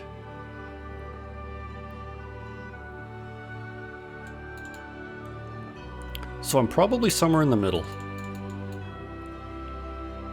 Which is fine, because it's super easy to tank your Galgastani relations before you even get here. And so if I'm already near the middle, that actually makes it a lot easier for me. I know there was a good guide for this, but I can't find it now. The internet's so fucking shit lately.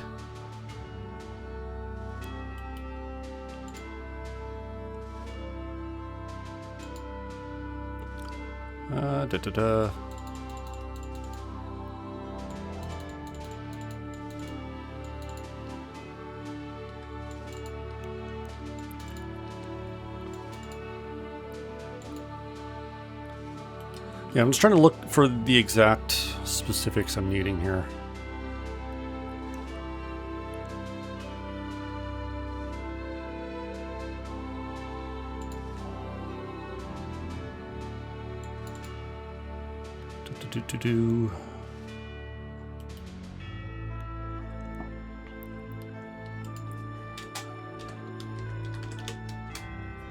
Yeah, so the Death March is going to be super boring, but I think...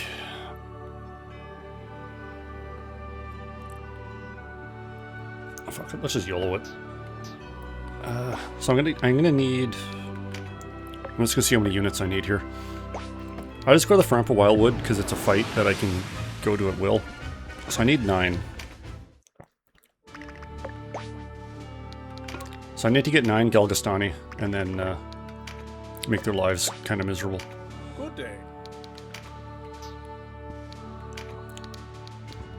This does cost a lot too, because I'm like, Just give I have to hire them. Free to be of They all cost money. Hey, it's Patrick. What do you The say? Galgastani. Free to be...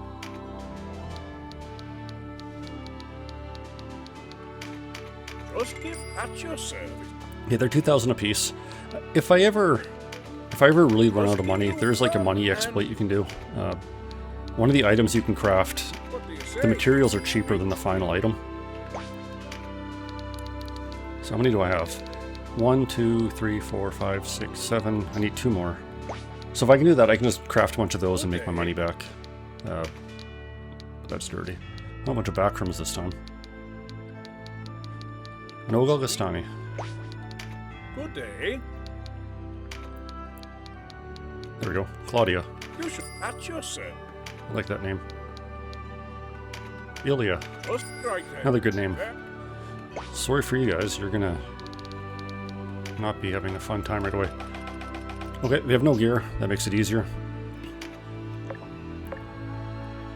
Gonna just check quickly what their overall appearance or averages are. Hammond supports me. Hammond doesn't. Gerland is kind of in the middle. Patrick hates me.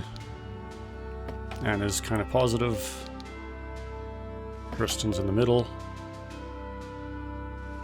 Caesaria's in the middle. Claudia hates me. And Ilya doesn't care. So yeah, I'm kind of... I think I'm low middle. So we'll have to fix that.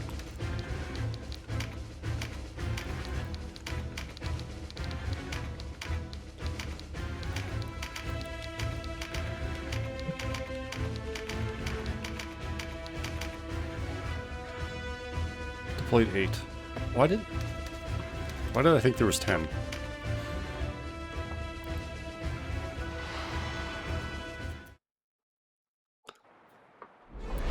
So these are a bunch of level 1 recruits. These enemies have scaled to Denham's level.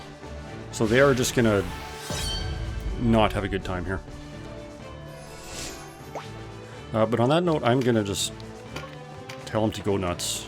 You can set units to AI. Which is kind of what a lot of people do when they're just either training or doing some of the very expansive post-game. You just make a party that is somewhat self-reliant, turn their AI on, and go make a sandwich.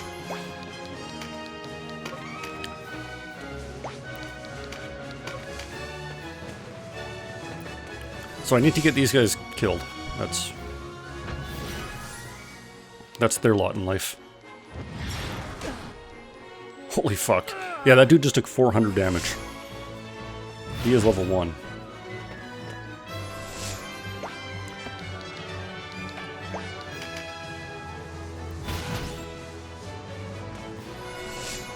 Yeah, super rip.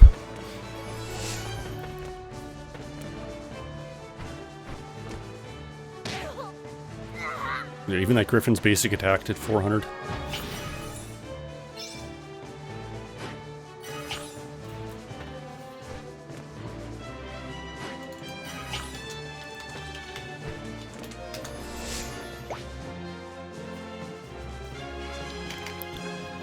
And as soon as they get knocked down, I can just retreat and do it all over again. Gonna be doing it a bunch.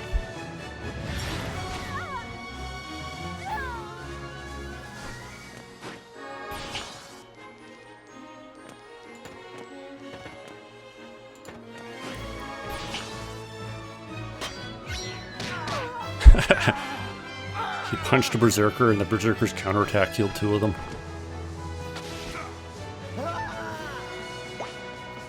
Okay, who's left? Just 1 or 2.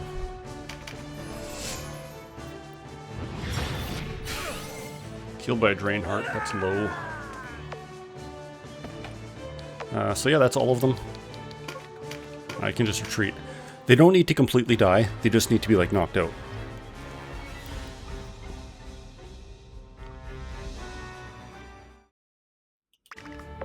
And we do it again.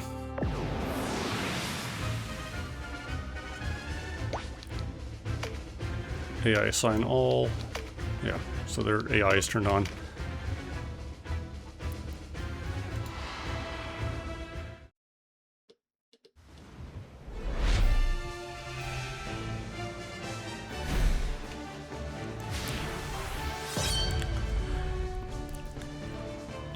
So as these guys die, their personal loyalty with me is also going to go down.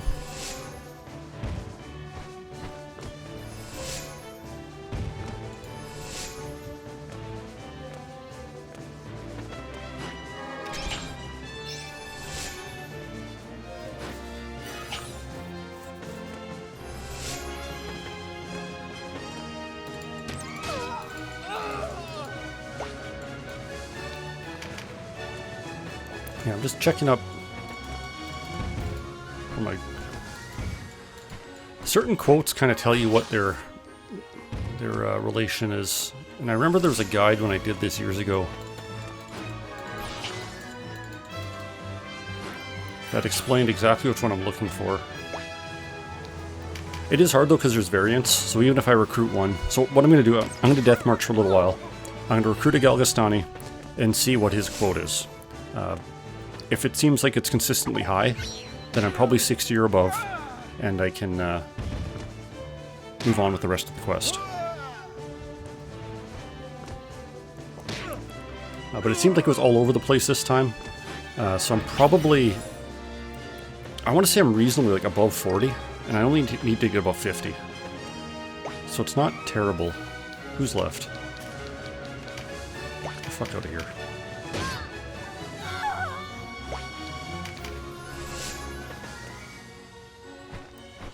Okay, that's the last one.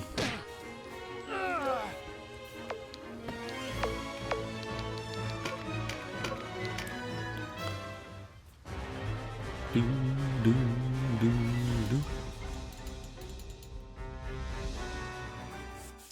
Each death increases CF by roughly 1/10 of 1 point. So for every one of these I move in, I'm almost getting a full point. So in theory, I don't know, 10... maybe 10 of these. Although just to be sure, I'll probably do it a little bit longer. Because I don't want to do Cressida's level, which is extremely difficult, and then find out that I don't have enough reputation to get her.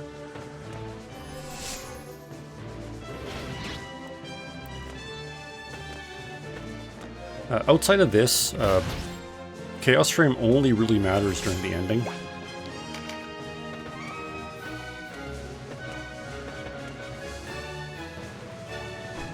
Trying to think. Yes, certain endings require good Chaos Frames, and you get some hilariously bad ones if your Chaos Frame is low.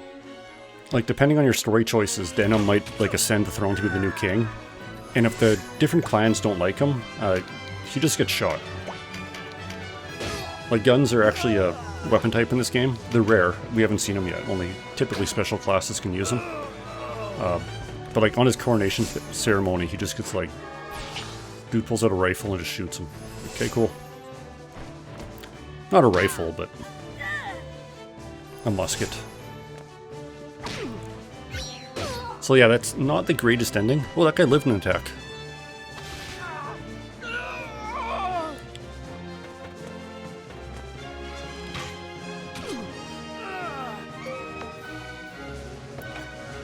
Okay, another one's done. Yeah, these games, not all the endings are good.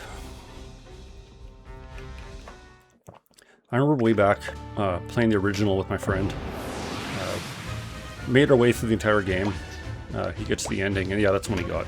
So after slogging through the original, 60 hours of gameplay, and on that one, death was permadeath. Like, if your unit goes down in battle, they're just fucking gone. There's no There's no Blessing Stone, there's no 3-turn timer.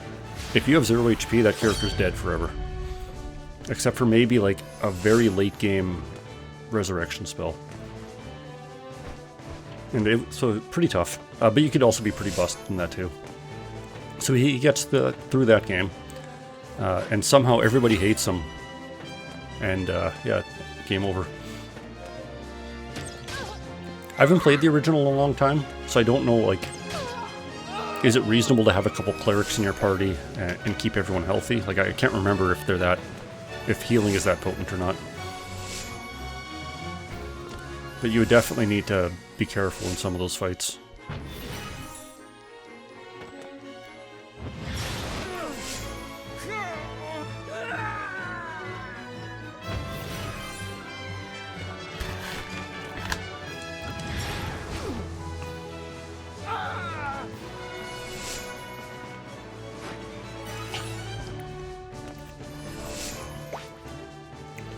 Who's left?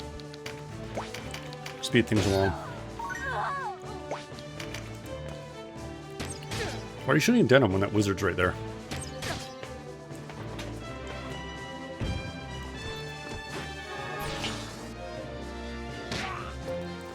Yeah, that's the last one.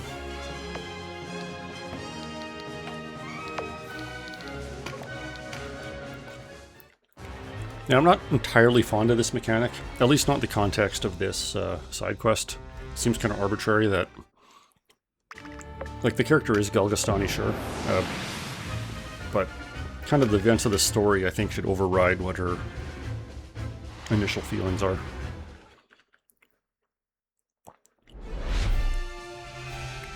And I think, like, if you use specific dialogue tech or dialogue options throughout the game, I think you can bypass this entirely. But I didn't look them up ahead of time. And I don't think they were even all available yet. I think I would have to do this later.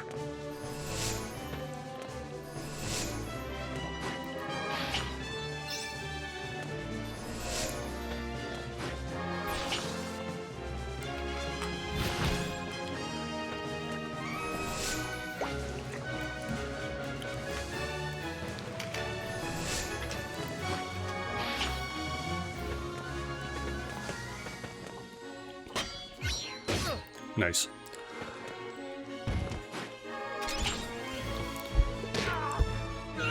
I do have the original laying around somewhere too, so I could probably pick that up and play it.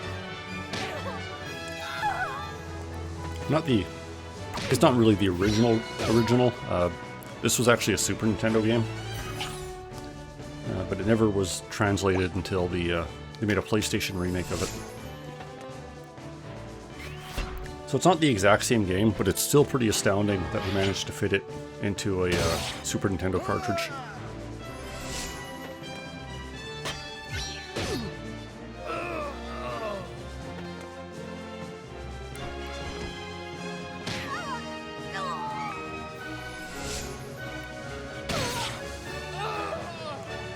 Okay, one more wizard.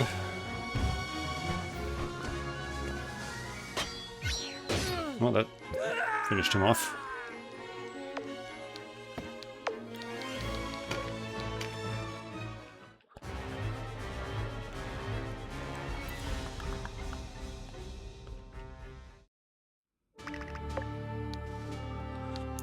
Yeah, so let's see what that has done for some of this. Oh, Hammond still mostly likes me. Yeah, they haven't lost too much personal loyalty yet.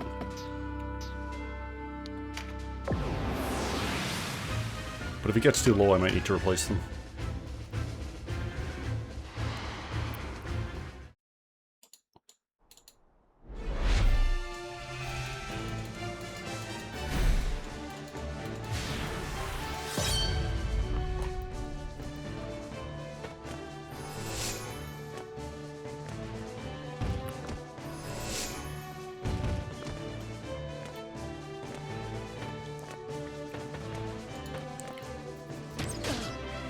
And I'm just kind of looking here. A lot of the options haven't been made available yet, because I'm still a little early in Chapter 4. But if the quest is going to be level 30 for me, like I think it was in the last level, I think I can handle it. And maybe just have a little more time to play with necromancers.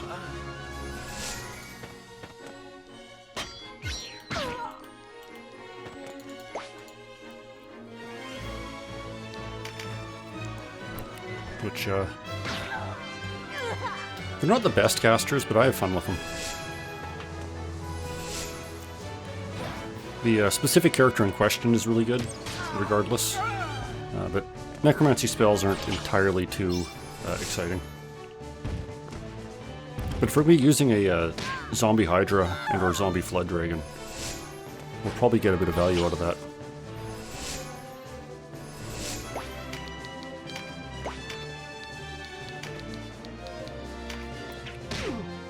$160 damage from a rock throw.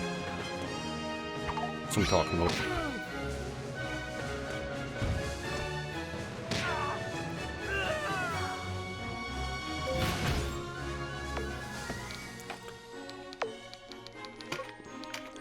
Okay, one more down.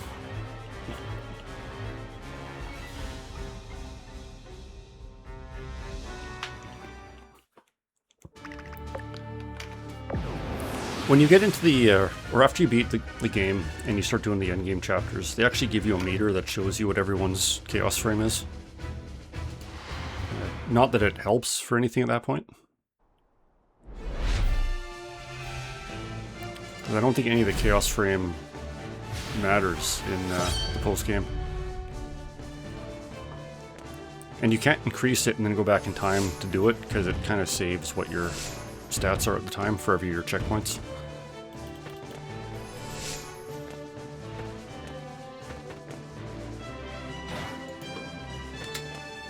Fucking Firefox, such a shit browser.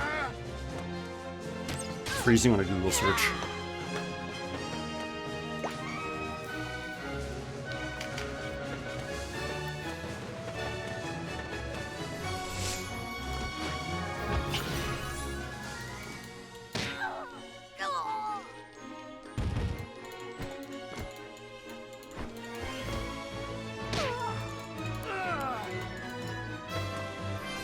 Yeah, I think I'm doing everything right here. There are more efficient ways to doing this, but this is also easiest.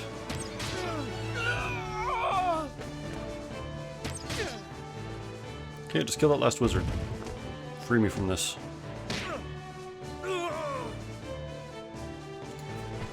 Okay, good enough. Let's get out of here.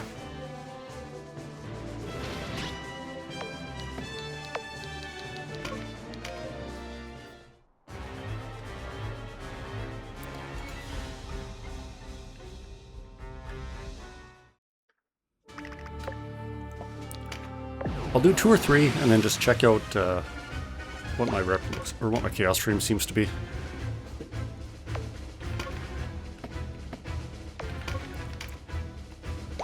Because I feel like it was in a pretty good shape beforehand, so I don't need to buff it up too high.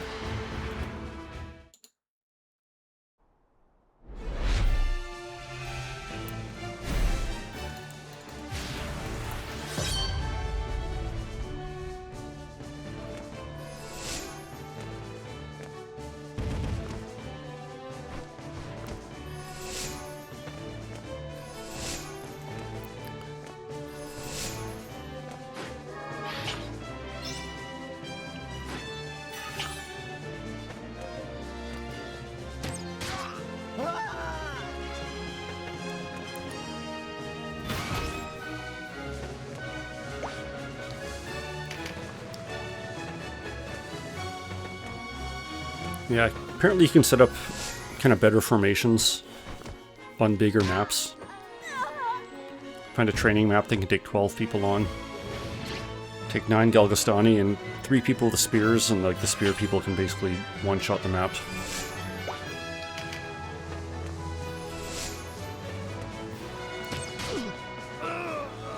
This is a decent pace.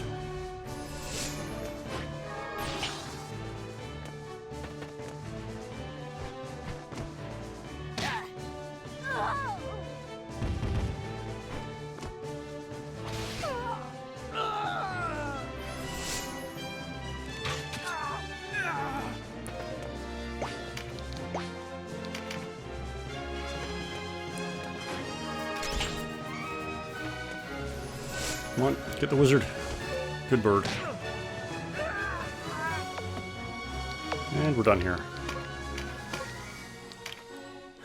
Yeah, it looks like 11:17. I'm going to do this till 11:20.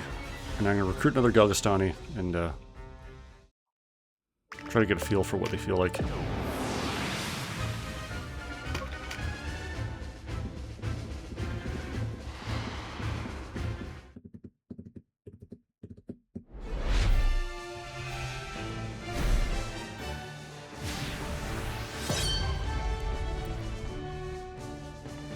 Yeah, and then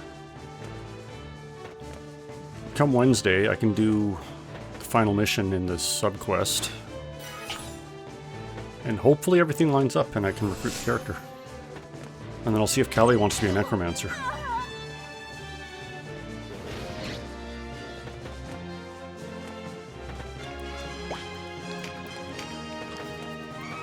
Cool. Yeah, they don't... I won't have any access to necromancy spells for quite a while, but necromancers still have their passive and active abilities, and they can still use the same suite of spells that wizards and the like can.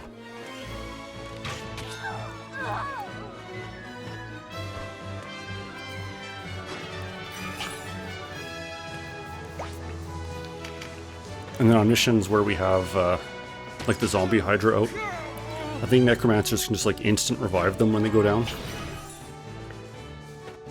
So they're such a good expendable tank. Zombie goes down, necromancer pops them back up.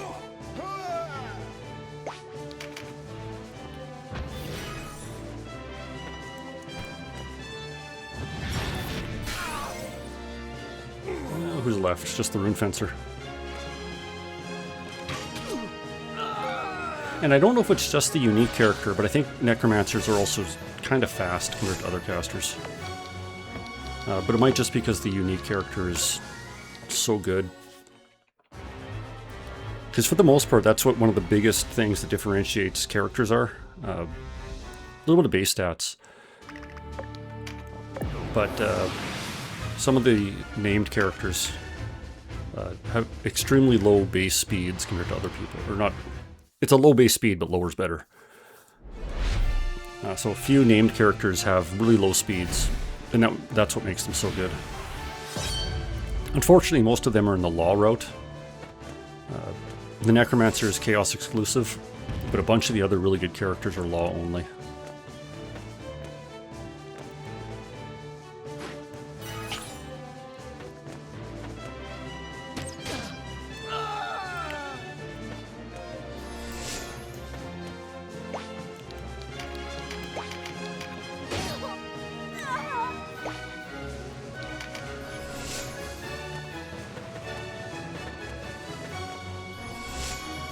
So yeah, it's kind of funny, like, nobody likes going law first, because nobody wants to slaughter a village full of innocent people in a false flag operation.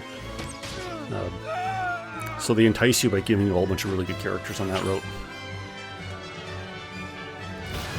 Knight Commander Ozma, for one. You can actually get her to join you.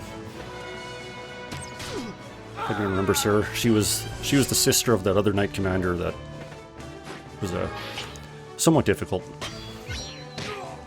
You can get her, she rules. She's a unique class, she has a unique whip ability. And she's super strong and super fast. Ravness from very early in the game. She's one of the Duke's troops. She died at Bulma Musa. She's recruitable also, if you go law. She's not too special. She's typically a Valkyrie, which is good on its own. Like, they're an S tier class. But she can also be a White Knight. So that's like Murden and Gildas. I haven't used them, but they're two characters. And White Knights are awesome. They have a passive ability that goes off fairly often. But all allied characters around them, when it goes off, the waiting time for their next turn is reduced by half. So like, you can get just a clown level of turns if you're using a couple White Knights. Because, like, you know, a White Knight will proc another White Knight and he'll proc everyone around him.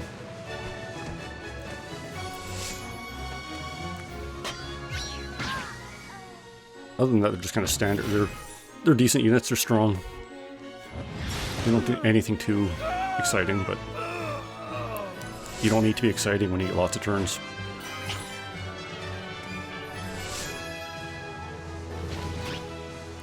Who's the better character story-wise, Denim or Ramza? I think Ramza is very similar to Denim's Chaos character.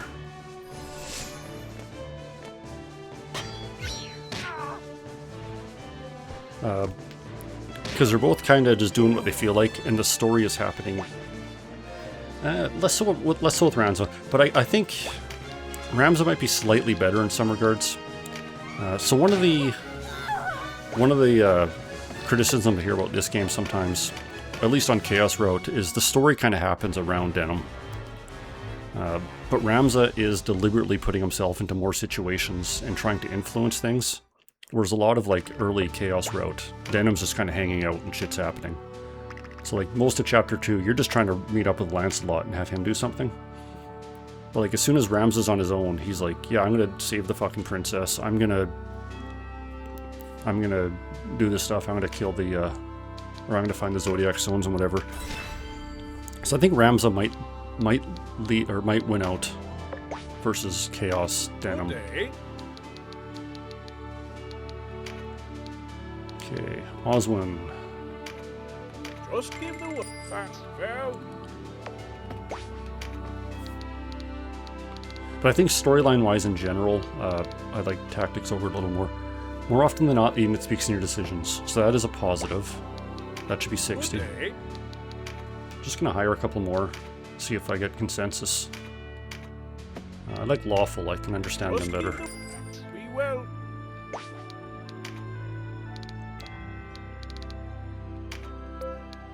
More often than not, speaks with my whatever. Take a look around. You know what I mean? I'll do two more. Claudian and Ismania. Just give facts. We will. So if these two are both positive, that probably means I have 60 Chaos Frame. More often than not, unit speaks in support. More often than not, unit speaks in support. So I think this is the 60... The 60 or higher. And there's variance when you recruit them, so I might be low when I got 4 high rolls. But I think in general, my Galgastani Chaos Frame is high enough to complete this quest. I'm just going to load so I didn't spend that 8 grand. Tactics Ogre. So yeah, I'm not going to have time to finish it tonight. But I think I'm ready to do that first thing on Monday. Just going to go down to Goliath, do a hard fight. And then hopefully I'll have a Necromancer by the end of that. And then we can do the rest of Chapter 4. What else? What other side quests do I have open? Denim's side quest. Not Denim. Deneb. She was a character in Ogre Battle. She's in most of them. It's a fucking nightmare quest, but I think it's active now. What else? I missed the fucking Pirate's Graveyard, which is unfortunate. So after I beat it, I might go back and show off the Pirate's Graveyard, just because it's so good. And I think that's all I have open right now. I don't have the Exeter... Yeah. But yeah, I think I'm going to call it there. So thanks everyone for watching. We'll continue getting a Necromancer on Wednesday. But until then, have a good night.